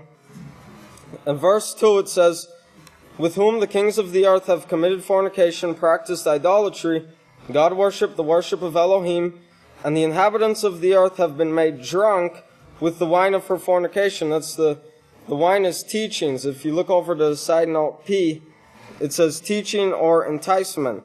So made drunk with the teachings. It's two different teachings. It's the mixture of righteousness and evil. Now Yahweh provided us with the pure word, the And we heard this morning that 9/18/2015 is when this pure word came out. That's when Yisrayl Says came out. So we have to have the book of Yahweh and Yisrayl Says. Now, Yahweh provided us with this pure word so that we would not be drunk. If you turn over to 1 Thessalonians 5, let's look at verse 1 through 9. It says, "But concerning the times and the seasons, brothers, you have no need that I should write to you, for you yourselves know perfectly that the day of Yahweh comes as a thief in the night. So when they say peace, true peace, then sudden destruction comes upon them, as labor pains upon a woman with child, and they will not escape. But you, brothers, are not in darkness, so that this day will overtake you like a thief. You are children of the light and the children of the day. We are not of the night nor of darkness. Therefore let us not sleep as do others, but let us watch and be sober. For those who sleep, sleep in the night, and those who are drunk in the night. But let us who are of the day be sober, putting on the breastplate of faith and love, and for a helmet the hope of salvation. For Yahweh has not appointed us to wrath, but to obtain salvation through our King Yeshua Messiah." So he says, be sober. Don't be drunk with the two different teachings. Remember, the pure word is as that rock I showed you, purple. In order to stay sober, we must use the pure word, which is the book of Yahweh and Yisrayl Says, to help us stave off drunkenness or the teachings of this world. Praise Yahweh. And with that, if everyone will please stand. I'll turn over to son of Yisrael Abel and Nebiah Hawkins. Shabbat Shalom, everyone. You may be seated. May the peace of Yahweh be with each and every one of you. Now, today we're going to continue on with the subject of the hidden secrets of the two witnesses. And first, for my first scripture, can you please turn over to page 551 in your books of Yahweh? It's Isaiah 34 and verse 16 on page 551, and it says, "Search out the book of Yahweh and read. Not one of these will be neglected. For it is written, Yahweh is their shepherd, they shall not want, for his mouth has commanded it, and his spirit has gathered them." May I have my first slide, please? Okay, so the month of May in the 2017 calendar, it talks about the book of Yahweh restored. And that scripture there, Isaiah 34:16, the only underlined words in Isaiah 34:16 is "search out the book of Yahweh." May I have my next slide, please? So, search out the book of Yahweh, and Jewish gematria is 2140. And that's the number I'm gonna be going over today. It's 2140. May I please have my third slide? Okay, 2140 in Hebrew means pure, like the pure word. Can you please go back to my first slide? Okay, and if you see the scripture right under that, the word right under that, Zephaniah 3:9, the only underlined words there is the pure word, which was in the definition to search out the book of Yahweh. Could you please go to my fourth slide? Okay, so 2140, it goes to 2135. It means clean or pure, blameless. May I have my next slide, please? It means clean, pure, be regarded as just or righteous. May I have my next slide? It means clean, cleanse, count pure. It means to be innocent and cleansed.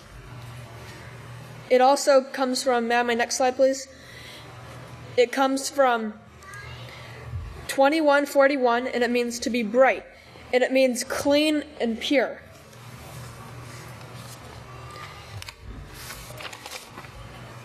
So it means to be clean and pure. If you can turn over to page 486 in your Book of Yahweh, page 486, it's Psalms 119 and verse 140. Page 486. And it says,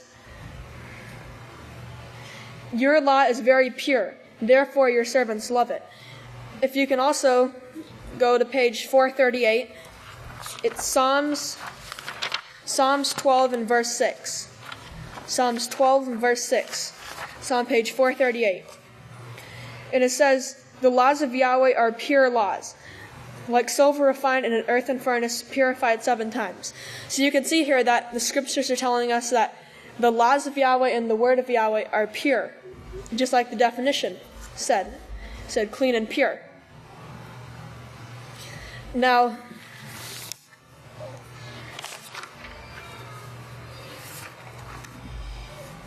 may I have my next slide? You see there, it means be made clean and be pure. Now, I looked up Isaiah 34:16. If you can go to my next slide, please. I looked up Isaiah 34:16 in Strong's Hebrew, and it means Yahweh will heal, and it comes from 7495, and it means to heal, and it means completely healed, and get this, it means restored. And can I have my next slide, please? If you can see there, on the month of May, it says the Book of Yahweh restored.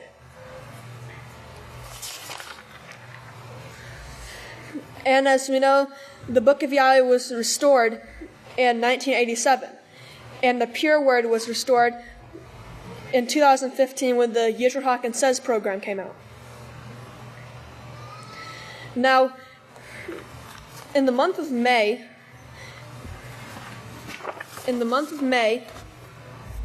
the 34th day of the Omer was on the 16th of May. So it was 34:16. May I have my next slide, please? If you see there, 34 plus 16 equals 50. And as you know, Pentecost is on the 50th day of the Omer. And also, on the 16th of May, on May 16, there was 16 days left until Pentecost. So that would make 16:16. And if you can turn over to Deuteronomy 16:16, on page 161. And if you notice, the page number 161 is a palindrome, and it points to the number 16. So Deuteronomy 16:16, and it says, 3 times a year all your males shall appear in front of Yahweh your Father at the place he will choose, at the Feast of Unleavened Bread, the Feast of Weeks, which is the Feast of Pentecost, and at the Feast of Tabernacles. Now also, Deuteronomy 16 starts on page 160. Deuteronomy 16 starts on page 160, and if you drop the 0, it will make it 16.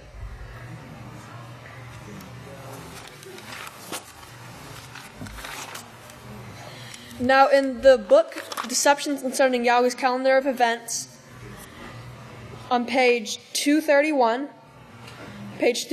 of the Deception Concerning Yahweh's Calendar of Events, it says that Pentecost represents first fruits. And also, if you remember, 1074, which was Pastor's license plate number, also meant first fruits. Now, if you can turn over to page 980, it's Revelations 14, verse 4. Revelations 14:4, page 980, and it says, "These are the ones who are not defiled with women, forbidden assemblies, for they are virgins, cleansed and pure." And if you remember, one of the definitions for search out the Book of Yahweh meant clean and pure. These are the ones who follow the Lamb wherever he goes. They are redeemed from among men, and it says the first fruits. To Yahweh and to the Lamb. So you can see here that The first fruits are clean and pure. Can I have my last slide, please? So 2140 in the Greek means well-doing, and it means a beneficence, and that word means something that benefits someone, and that's what Yisrayl Hawkins does. He benefits us by giving us the books of Israel, the prophetic words, the newsletters, and teaching us the law so we can make it into the kingdom. And with that, if you all please stand, I'll turn it over to the next speaker, son of Yisrayl Obadjah.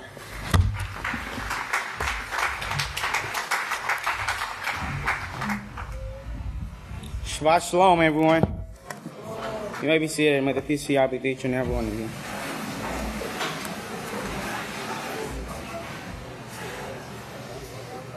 Okay, still on the restoration of the pure word in the book of Yahweh, I'd like to start off with Isaiah 34:16. We're all familiar with that. Isaiah 34:16 says, "Search out the book of Yahweh." And so, can I have my first slide, please? So, when you put the phrase "search out the book of Yahweh" in the Gematria calculator, English Gematria comes up to 1662. And can I have my next slide, please? So 1662 in Strong's Hebrew means winepress of digging, and it's from both 1660 and 2658. 1662 is from 1660, and 1660 means winepress. The same as 1660, and also 2658. The next slide. It means to dig, search for. Next slide. Search for, dig, search out, seek. So search out. Remember the definition of 1934. 1934. Next slide, please. So that's from the 15th book of Israel. This is chapter 35 in verse 40 to 42. And in verse 41, pastor says, Word 1934. If you wanted to look this up, I'll read it to you. Word 1934, it says from 1933. So word 1933 is from 1961 and 183. So 183 is what we'll be talking on right here. And move on to verse 42.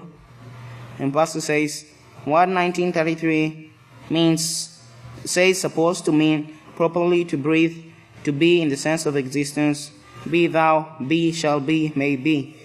Word 183, which this came, has the requirement or has this gift. It says a primitive root, to wish for. It says wish for, but the word is desire, to desire, covet, greatly desired, to be desirous, long, last after. And this is speaking of life and what brings life, the laws of Yahweh. So, pastor searched out the laws of Yahweh, which are found in the book of Yahweh. And that's why he has this knowledge. And remember, Matthew 6:33 says, seek the kingdom of Yahweh first. And this is what the kingdom of Yahweh is all about. It's all about studying, and it's all about the laws of Yahweh. And turn over with me to Acts, book of Acts, chapter 8, and verse 30 to 31. And that's on page 848. Acts 8, 30 to 31. And it says, So Philip, running up to him, heard him reading of the prophet Isaiah and said, Do you understand what you're reading? And he said, How can I, unless someone guides me? Then he asked Philip if he would come up and sit with him. So this is where Pastor Yisrayl Hawkins comes in explaining the scriptures to us. Remember, he's always ahead of us in understanding. And it's the publications of the House of Yahweh and what Pastor has been writing that helps us to understand the book of Yahweh, from the small booklets to the book of Israel and all the others. So, can I have my next slide?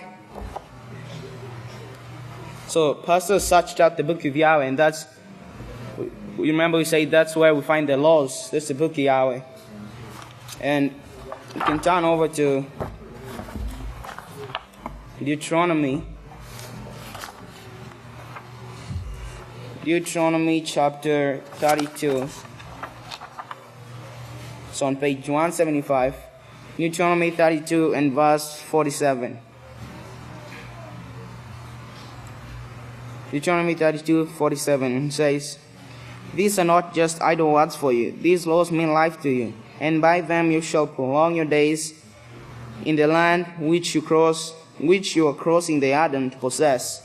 So these are not just idle words. And the side note, R5, it says, it's not for nothing that you are to occupy yourselves laboriously with Yahweh's laws, because much rewards depends on it. So our rewards depend on whether we keep the laws or don't keep the laws. And also idle words. Speaking of idle words, turn over to Isaiah. Isaiah 55,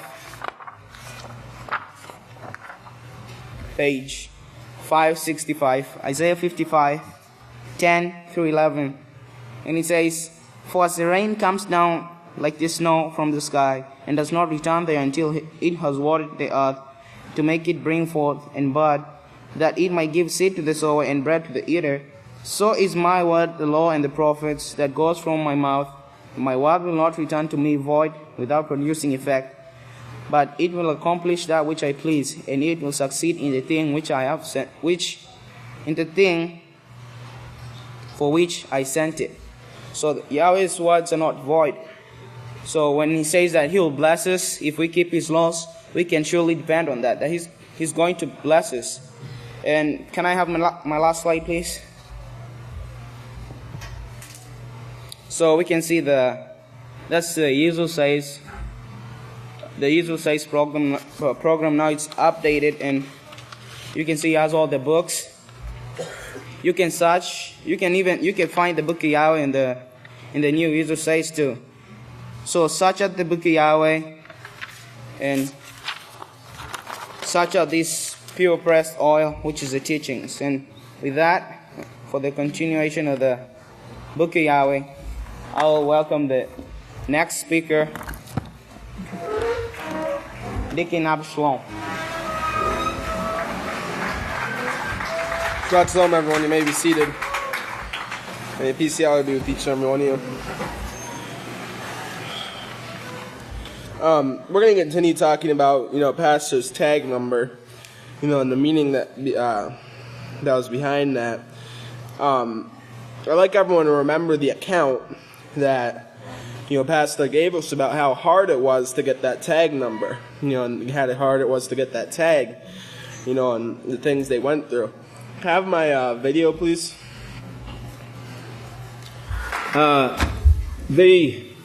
The tag number, I want to speak on that. I've got other people working on that too. We haven't covered it nearly yet. That tag, the registration that Yahweh insisted that I get. I don't know if that was made clear or not, if you understood it, but we sent off the application with the money. We never did get the registration. That we waited for it, and finally the registration ran out that was on the car. We called them. That is the great Deacon Safanya Ratosky Hawkins called them, and they told him they didn't get it. I mean, they sent it to us, but we didn't get it. And but they said they mailed it on a certain date, and I said, well, we didn't get it. So he said, well, what do we do now? And they said, well, you can buy another one. So he went ahead and bought another one for me. They sent it. They said, we'll send it to you. You'll get it the next day or so. Well, I think it was the next day that it came. and we got it. And the next day, that was on a Thursday or Friday, no Thursday, and I just put it in the car, and Sophia put it in his car somewhere down the line, and because he didn't put it on till Sabbath evening after sundown. Well, when they sent this, the day after, that was on Thursday, Friday they sent me a letter. And they said, don't put that tag on your car. That's not your registration. Send that back. That's not yours. Now, this is coming from Jones County. and the courthouse at Jones County. And I said, man, what's going on down there? Do you know? And he said, I don't know. They can't figure it out either. But they sent this letter saying, don't put that registration on your car. They sent an envelope saying, we're sending you another registration, and you put this old registration in another envelope, and you send it back to us immediately. Well, of course, we took pictures of it because I got suspicious on the night he was putting this tag on my car. I looked at that tag number and I said, I wonder if that means something. You know, I said, it's almost like Yahweh wanted me to get this thing somewhere or another. So I ran and got my concordance and looked, and I couldn't believe my eyes. You know, the things that are on that tag number. And both the letters, which you heard the Kohana bring out, and on the numbers, I don't know if anyone brought the numbers out yet, but they brought a bunch more out that had to do with it. But also on the 2016 tag, yeah, I've never seen this before, but they had two watercolor marks on it, one on each side, and it's a distinguishing mark that will keep them from forging a license plate. And I didn't know they was doing that. I knew they forged dollar bills and things like that. But people actually forged license plates, so they put this watercolor on there that's hard to duplicate. If you've seen this, it looks like two seats. One on each side of that tag. You've got to see it. But what this represented, this was G. George, M. Mary, K. King, 1074. And I saw the 74 and I said, that's one of the numbers in my lot. That was the stone that Yahweh gave to me and said, this is your lot with three numbers in it. I think they were 17, 28, 74. All right, so that was the account that you gave us about the that tag number. Got my first slide? Now, this is the tag. That was the tag of the license plate that was sent, to put on the car. It's a license plate. And last time we talked about, that 1074, that number, and it's been talked about a lot today. Today we're going to talk about the GMK. Okay, those three letters there, GMK. Now, if you remember the 1074 in Strong's Hebrew, if I go to my next slide, it means first fruits, okay? In Greek, it means, generation, or a nation, offspring, a family, and growth. Okay, so now today we're going to be talking about that GMK. Now, if you look up the GMK in Gematria, okay, my next slide, it comes out to three numbers, 47, 186, and 31, okay? Now, that 47 in Strong's Hebrew, okay, my next slide, 47 in Strong's Hebrew, it means, mighty and valiant. It goes to chiefest, a mighty one, a strong one, strong. Okay, my next slide. Strong, a mighty one. And that goes to number 82. It means fly or soars, to soar. Okay, and it talks about, the wings of the eagle and, and that type of stuff. Now, the times that's mentioned in the book of Yahweh, the first time there is Exodus. Okay, if you turn over to Exodus.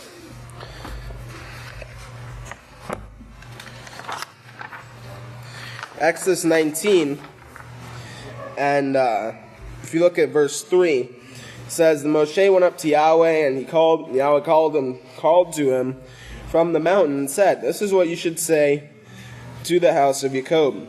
Tell the children of Israel, you have seen what I have done to you, seen what I have done to Egypt, and how I carried you on wings of eagles and brought you to myself.' And he says, 'Now therefore, if you would truly obey my voice by keeping my covenant, then you shall be a special treasure to me above all nations, for all the earth is mine.'" And then he says, "You shall be a kingdom of priests and a holy nation," and that stuff. And he goes on to talk about, what we would be to him if we kept those laws. Now, the next time is in Revelations. Turn over Revelations 12. Revelations 12, and look at verse 13. It talks about the dragon saw that she was cast to the earth, and she persecuted the woman which brought forth that man. And the woman was given 2 wings of a great eagle, that she might fly into the wilderness, and to her place where she's nourished for times and a half time from the face of the serpent. And then verse 15, it says, the serpent cast out of her mouth water as a flood after the woman, that she might cause her to be carried away by the flood. And the earth helped the woman swallow up her mouth, or opened her mouth and swallowed up the flood with the dragon cast out of her mouth. Remember that Senate Bill 24, how the beastly system, in case the beastly system, was to come against pastor in this house like a flood, that bill would, stop it, the Sermon Protection Act. Now, the 47 in Greek, it goes back to what the previous speakers were talking about purity. Okay? Cameron, next slide. About purity. Okay, and cleanliness. It goes to number 53, and it means pure, chaste. Okay, holy, unadulterated, undefiled from sin. It goes to number 40, which means set apart, okay, sacred or holy. And like Exodus 19:5, where we just read, Yahweh is setting us apart. He's setting this house, and his people apart, and they'll be that family to him. Now, 53, it traces to 53. Okay, my next slide. And it means chaste or pure, clean, set apart by God, or we know Yahweh, pure, sinless, upright, and holy. Okay, or most holy, or saint. Okay, sacred, morally blameless. Okay, upright or holy. And you remember, if you look to Revelations 14 verse 4, it says, these are the ones who are not defiled with women, forbidden assemblies, they are sin, for they are virgins, clean and pure. These are the ones who follow the Lamb wherever he goes. These are redeemed among men, the first fruits to Yahweh and the Lamb. And in their mouth was found no guile or falsehood, for they are without fault before the throne of Yahweh. Now, if you look to, my next slide, that traces to the 186. Hold on. Or 186, it means strong, and strong. So I go to, then it goes to 58:10, and it means prevail, mighty, or prevail, and strong. Now, and then it goes to 186. 186 in Greek, it means unbent or unyielding, firm, without wavering. Now, the last number there, 31, I have my slide for number 31. Number 31, Hebrew, means my father is majesty. And that's been talked about before. And 31 in Greek, it means a message, okay, or a messenger. And it goes to word number 32, if I can have that slide. It means, an angel or a messenger, a pastor, or a messenger, an envoy, or one who is sent. We know the one who is sent in these last days, and it's Yisrayl Hawkins, and he's doing that job. He's being firm, and immovable. So, these are all the meanings in those letters, that tag number, and how it speaks about him. It speaks about, our pastor, and how he would be firm and immovable, and how he's going to stand up for the laws of Yahweh. Now, I'm out of time. If you all please stand, I'll turn over to the next speaker. Lady Yisrayl. Shabbat Shalom, everyone. You may be seated. May the peace of Yahweh be with each and every one of you. I'm going to be talking about a press release that came out, and it was also on the YPN News, if I can have my first slide. Okay, as you can see there's the article, and it says, the House of Yahweh launches new Bible search software. And it came out October 2nd, 2015. Now, when you put that in Gematria, the title, the House of Yahweh launches new Bible software, if I could have my next slide, it comes up here with two numbers. The first one is 4613, and the second one is 3048. Now let's look at the first one, 4613. In the Hebrew, if I could have my next slide, means a standing ground, foothold. Okay, and it says to see the Hebrew amad, if I can have my next slide, and that means to take one's stand and stand. Okay, now my next slide. Okay, this is continuing in 5975. And it says, appointed, arise, join, restore, restored, and took his stand. Now remember, the word of Yahweh was restored, as one of the speakers before me mentioned, the book of Yahweh. Now continuing in 5975, if I could have my next slide, it says confirm. And remember, Yahweh is confirming what the witness is saying. Okay, now the next number was 4613. If I could have my next slide. Okay, and as you can see there, it says Simon, and see Hebrew Shimon. Now remember, Simon, he's the one that drew the net with the 153 fish. And remember what was brought out about the 153 fish earlier by one of the previous speakers. If I could have my next slide. You can see there 8095 Shimon, and it's from Shema. If I could have my next slide, it says from Shema, which means hearing. Okay? And my next slide, it says hear, or give earnest heed, hear, listen attentively. The slide before that. Yeah. Listen attentively, listen obediently, understanding and witness. This is what we should be doing. Listening obediently, listening attentively, and understanding. If I could have my next slide. Okay. Now continuing with 8085, we see gather together, consider, discern, give ear, listen, be obedient, and witness. Now remember the next number for the House of Yahweh launches new Bible search software in Gematria was 3048. The first one was 4613 and then 3048. If I could have my next slide.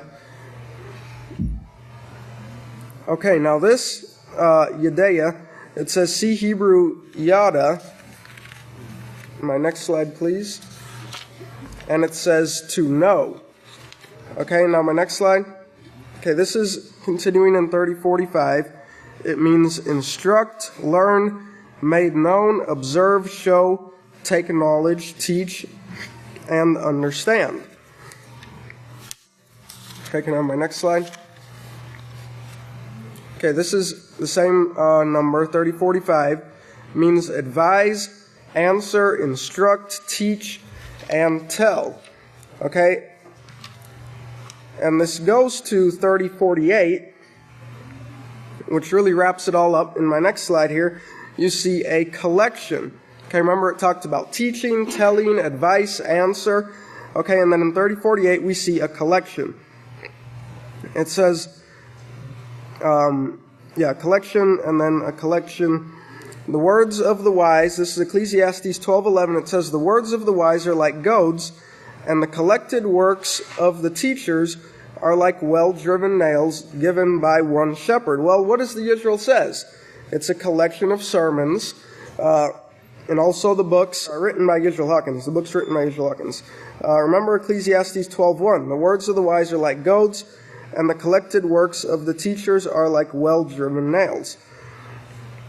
Now, the second paragraph of the article that was put on the YPN said, the group has compiled years of studies given by Yisrayl Hawkins, put them into the many books he has written, and uploaded them into the software along with the Book of Yahweh, which is called the Yisrayl Hawkins Says program. Now, the word compiled means to put together pieces of writing, facts, etc., in a publication or collection.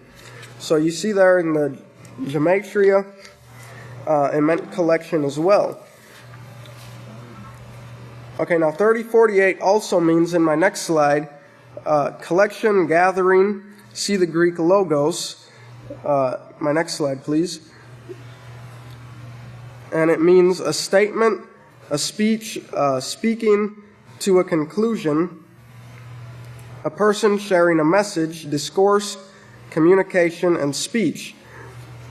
Okay, so Yisrayl Hawkins, he is sharing a message with us, and that's what's put in the Yisrayl Hawkins Says program, this software. Okay, my next slide. This is still in 3056, and it means account, answer, exhortation, instruction, message, news, preaching, question, reason, sayings, speech, talk, teaching, and then get this, what he says. Okay, this is that he is Yisrayl Hawkins, and then also words. And in the Yisrayl Hawkins Says, we find what he says, what Yisrayl Hawkins says. Remember, the collected works of the teachers are like well-driven nails. Okay, now remember, this is all from the gematria of the Yisrayl Hawkins Says software. The House of Yahweh launches new Bible search software. This is all in that gematria. Okay, if I can have my next slide. Okay, this is still 3056 logos, and it means to utter a distinct word, intelligible speech. Okay, now that word there means able to understand. Even a child can understand what's taught, what Yisrayl Hawkins teaches, what's taught at the House of Yahweh. It also means clear enough to be heard and read. Okay, that's the meanings of that word, intelligible. Okay, it also means what someone has said. If I can have my next slide. Okay, now it goes to 3004, which says to say, denoting speech in progress. And my next slide. Okay, this is continuing in 3004. It says ask, asking, quote, says speak, speaking, tell, telling, and things spoken. To collect, gather, and to pick out. Remember, it's a collection, just like the numbers say. It's a collection of the sermons, of the teachings of Yisrayl Hawkins. Now, this is continuing in 3004 in my next slide. It says, to set forth in language and make plain. Put forth, say, speak. To lay forth, describe, saying, speak, tell, and utter. Okay, and then in my last slide, it says, laying an argument to rest. Laying it to rest. Ask at Abel, and that will settle a matter. 2 Samuel 20, verse 18. If you have an argument, you ask at Abel, and that will lay it to rest. So what we see in the numbers, what we see is even in the numbers, Yahweh shows us about the Yisrayl Hawkins Says, and he makes it perfectly clear for us to see.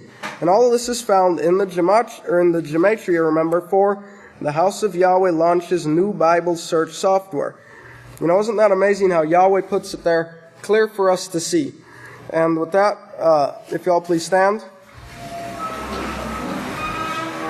I'll turn the services over to the next speaker, the great Deacon David Knighton Hawkins. Shabbat Shalom. Please be seated. All right, moving right along. We should move pretty fast here, so bear with me. First slide, please.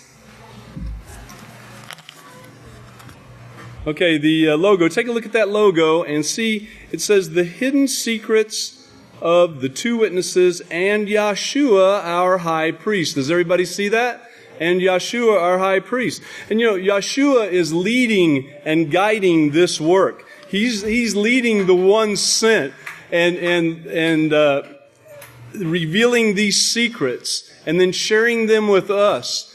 You would not have salvation if we did not have Yisrayl Hawkins and Yahshua leading this house right now. So let's go ahead and go with the next slide, please. In the Gematria calculator, we're going to look at three things: 613 laws. And the Jewish Gematria equals 2098. Can I have the next slide? 2098 is the great news. Notice as it says that at top. Just look at the underlined things right now. And down at the bottom, you can see that this great news includes the entire Bible, not just one part of it like they say out there. It's the entire Scriptures, okay? Slide 3, please. Again, this is the great news. It's a great message, and it says in Strong's 2097, it is to announce that great news and to preach the great tidings down at the bottom. Now, you can look this up for yourself and go through all these, but in essence of time, we're just going to move through it, okay? Let's go to the next slide, please. More on 2097 there. Let's talk about this for just a moment. Romans 1:16. Romans 1:16. Right there it says the great news again, the great news preached. In Romans 1:16, it says, "For I am not ashamed of this message." This message. What is this message? This message is the laws of Yahweh that was taught from the beginning. This message is the strength of Yahweh. Notice at the bottom of that slide right there. The message. What is it? It's the strength of Yahweh, which is what? Yahweh's 613 laws. That is His strength. The 613 laws. It means a band, a bond, or to tie. Imprisonment. Look at 6:12, meaning bonds and chains. That should bring a few scriptures to mind. These chains are the manacles of a prisoner, the thing that holds them in place. Remember, a prisoner of Yahweh. We're all prisoners of Yahweh, voluntarily, of course. And these chains, these manacles, that's the laws of Yahweh that holds us together in unity. That's what holds a person, voluntarily.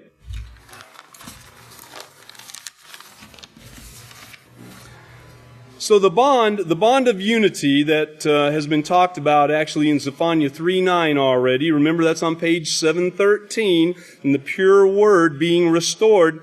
And it's promised to bring so that everyone can worship Yahweh in one accord or in unity.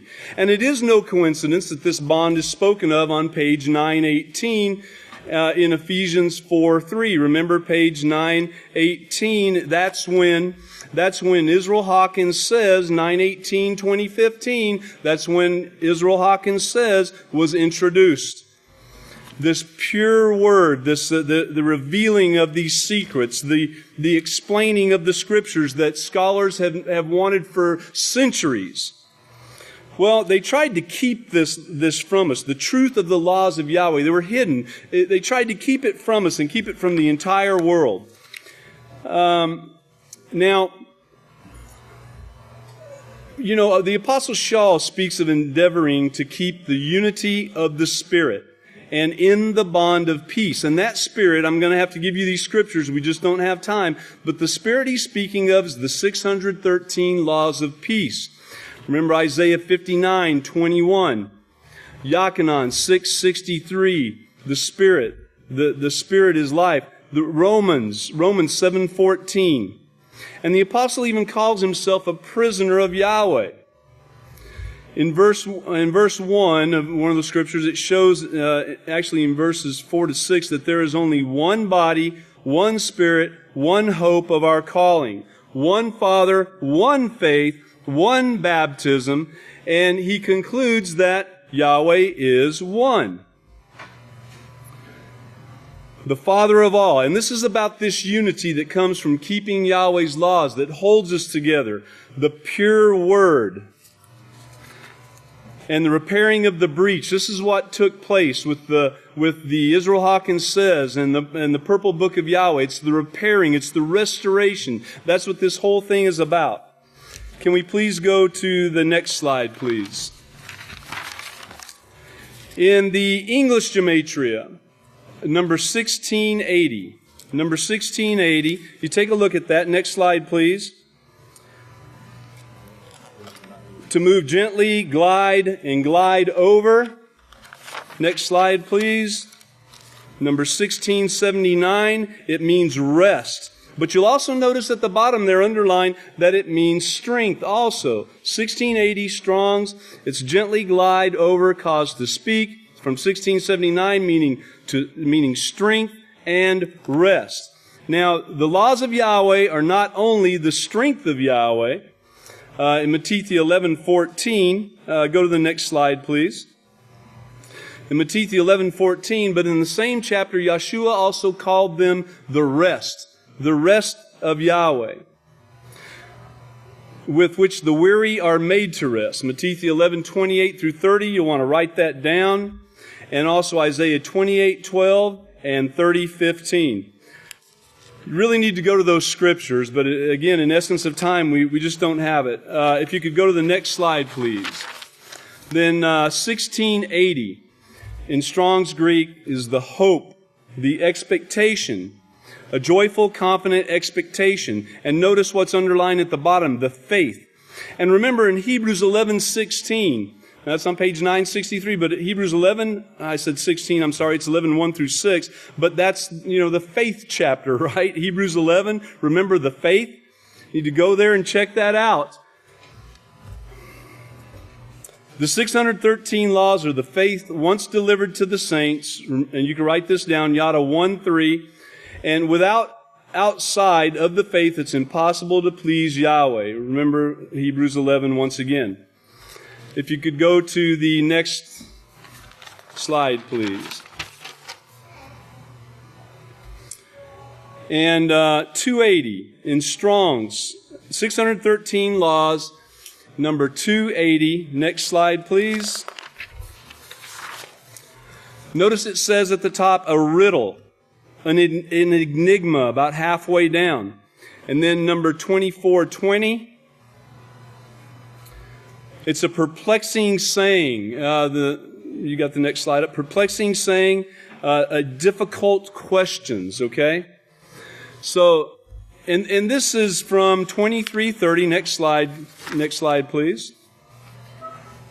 Okay. Well, the slide before that said a hard question, a proverb, a puzzle, and so forth. And then to the 2330, the next slide, is to propound a riddle, to tie a knot. And this is just like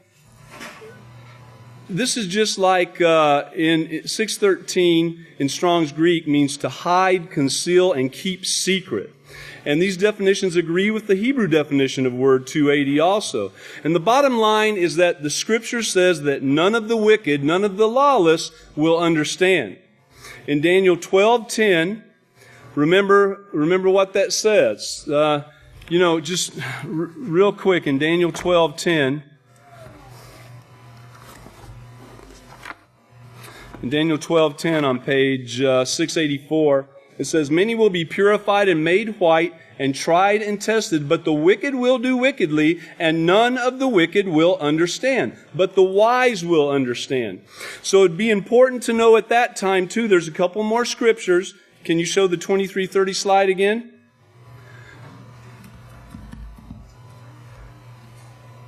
Okay, there's a couple more scriptures at the bottom. Notice Daniel 5:12, and then 2 Kepha 3:16 and 17.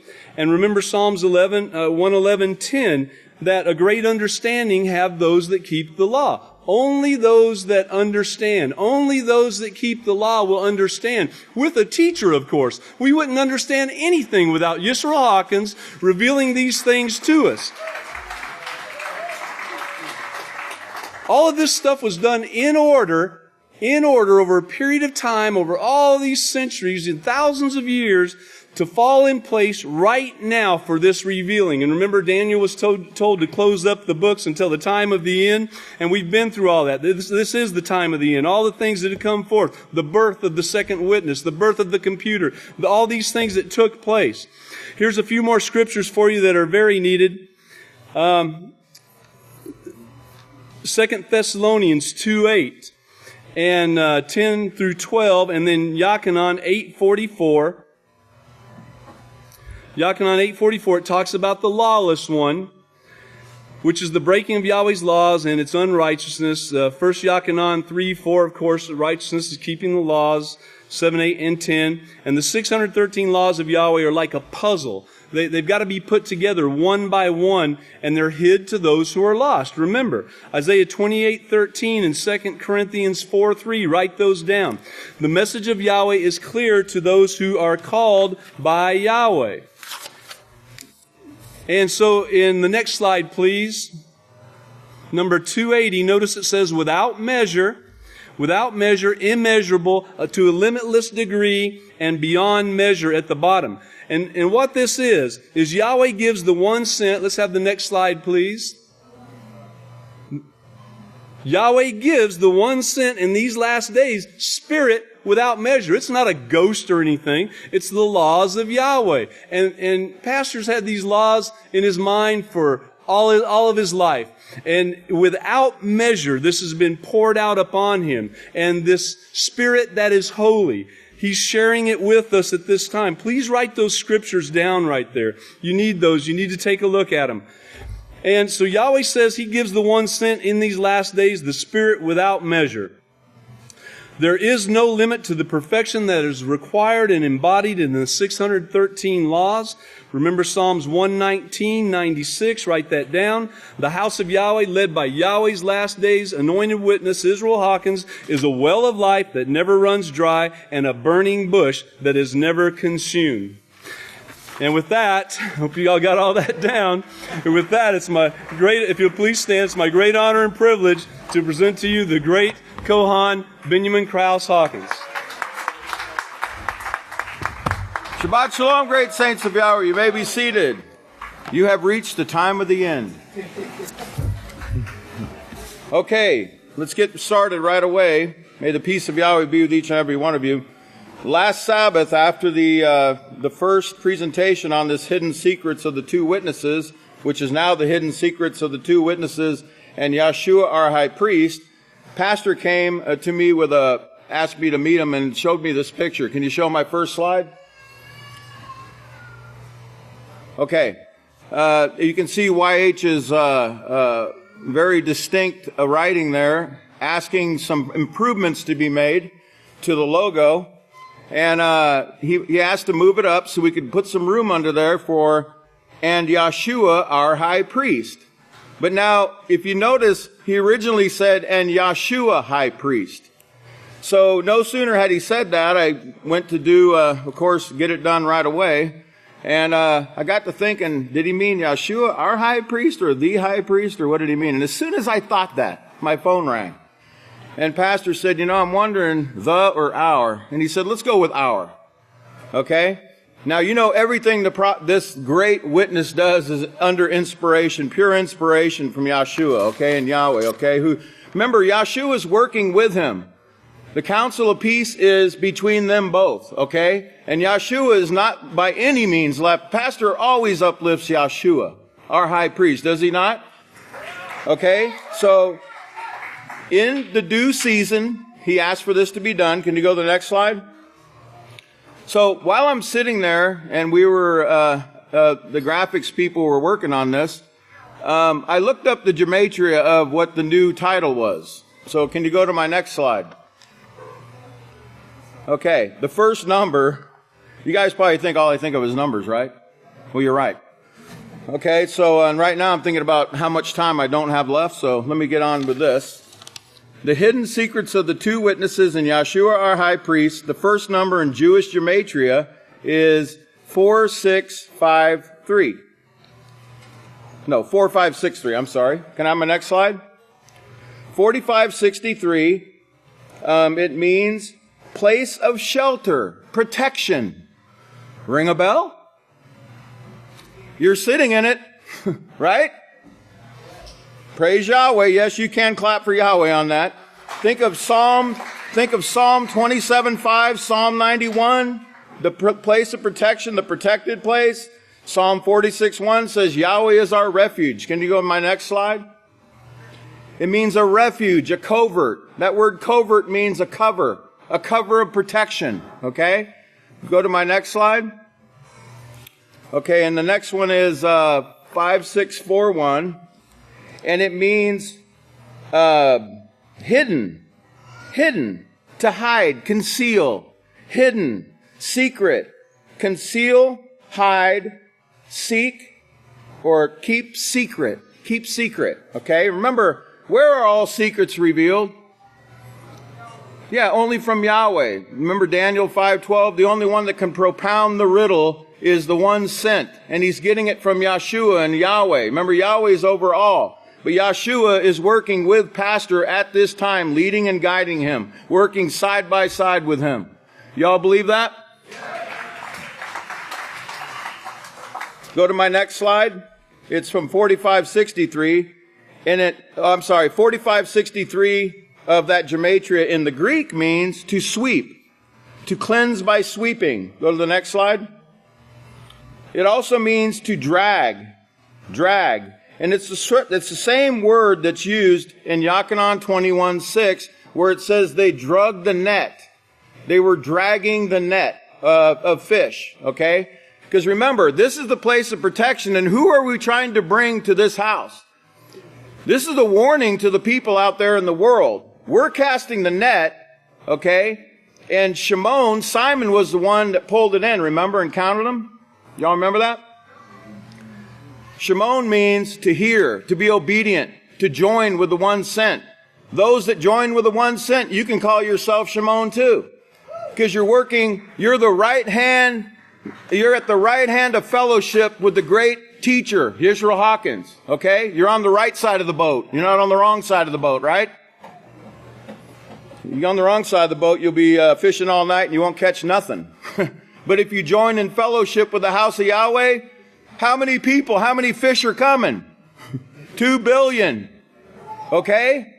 And remember that number 153 means to multiply. There's going to be no end of it. All right? Remember all these things. You got to go back and read or watch the sermons.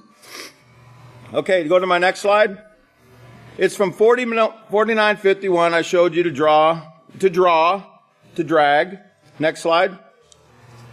And it means to take and choose. And if you remember what some of the other speakers previously said about casting that net and then pulling it in, and remember, only the choice ones are going to be kept, but others will be removed.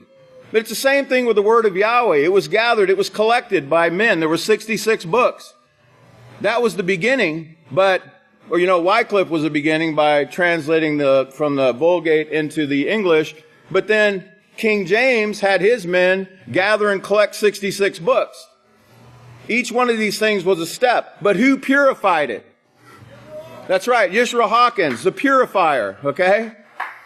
Now, lost my train of thought, but anyway, let's look at the next slide. Should be 4116 is the next number. Yes, 4116. And it means to act quickly, to bring quickly, hasten, make haste, prepare rapidly. Now this is talking to us because we need to hurry and do this work. We need to study. We need to be going to these Peaceful Solution certification classes. But this is also a warning to the world. You need to hurry and get to the protected place, okay? Because there's only one place of protection right here in this place, in Abelin, Texas, the place of gathering. Go to the next slide, please. And it just keeps going on about the make haste and make speed. Okay, next slide. It means broad and street. And think about Revelation 11:8, where it says in the last 3.5 years, the seed of the two witnesses, right, are going to go into the streets, right? And we're going to bring them where? Into the house of Yahweh in that last 3.5 years. Y'all remember those scriptures? Go back and read them. And remember, the broad way is the Catholic way, the way to destruction that everyone's following right now. Okay?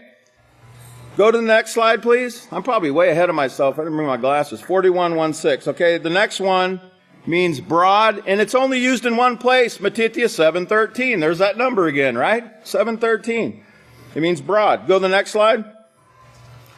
Next slide means to form, to mold, to shape, to fabricate, to form. That's what Yahweh's doing with all of us. He's shaping our character and molding us, right? And that's what he's going to do with these 2 billion through the seed of the witness. Are you ready? Are you ready to teach the nations? It's getting ready to take place.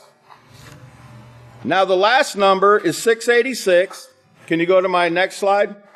And it means to lay up, to store up, appoint, to lay up and store. Okay, now think about, this treasure here in this house of Yahweh. This is where all the secrets are stored, okay?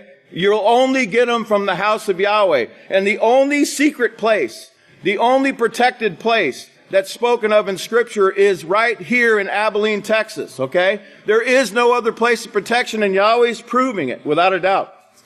Can you go to my next slide? Y'all remember that license plate? That's today's date. It's a palindrome. Okay, that was shown to you back on 7/11 of 2015. And I told you, we talked about that 7/11 backwards, forward and backward, and it meant pure. It meant purple. Because 7/11, next slide. 7/11, I'm sorry, we didn't talk about the first three letters, FVG. Notice what FVG comes out to. 713. And what does 713 mean? Go to my next slide. It means purple. Go to my next slide. 7, and it goes to 710, which means purple. Go to my next slide. And then it ends up on 711, which means purple. Right?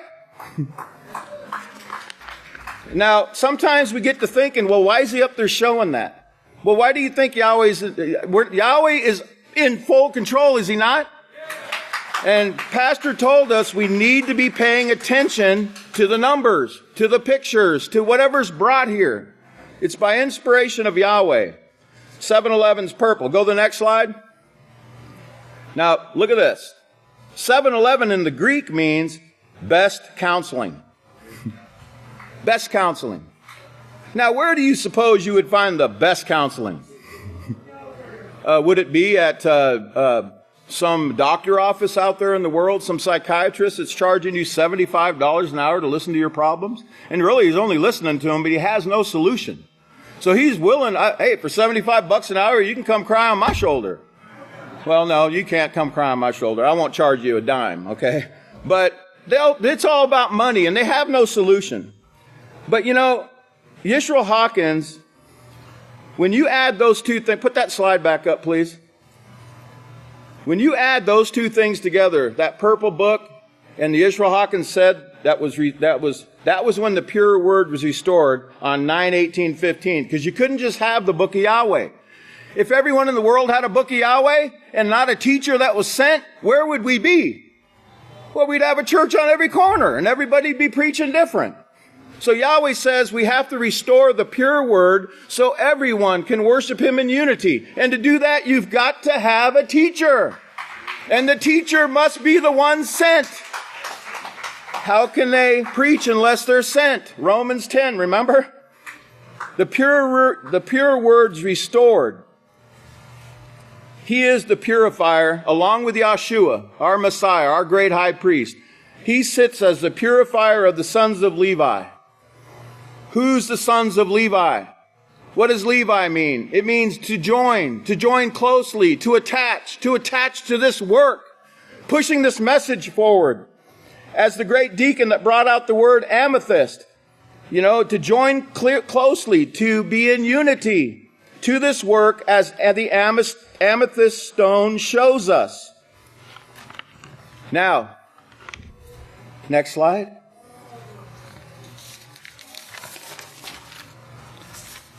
That number 7117 in the Hebrew means end. It means the end. 7117. And you know what that means?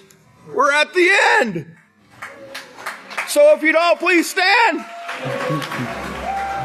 It's been a great honor, privilege, and opportunity to speak to you, and I'd like to turn it over now.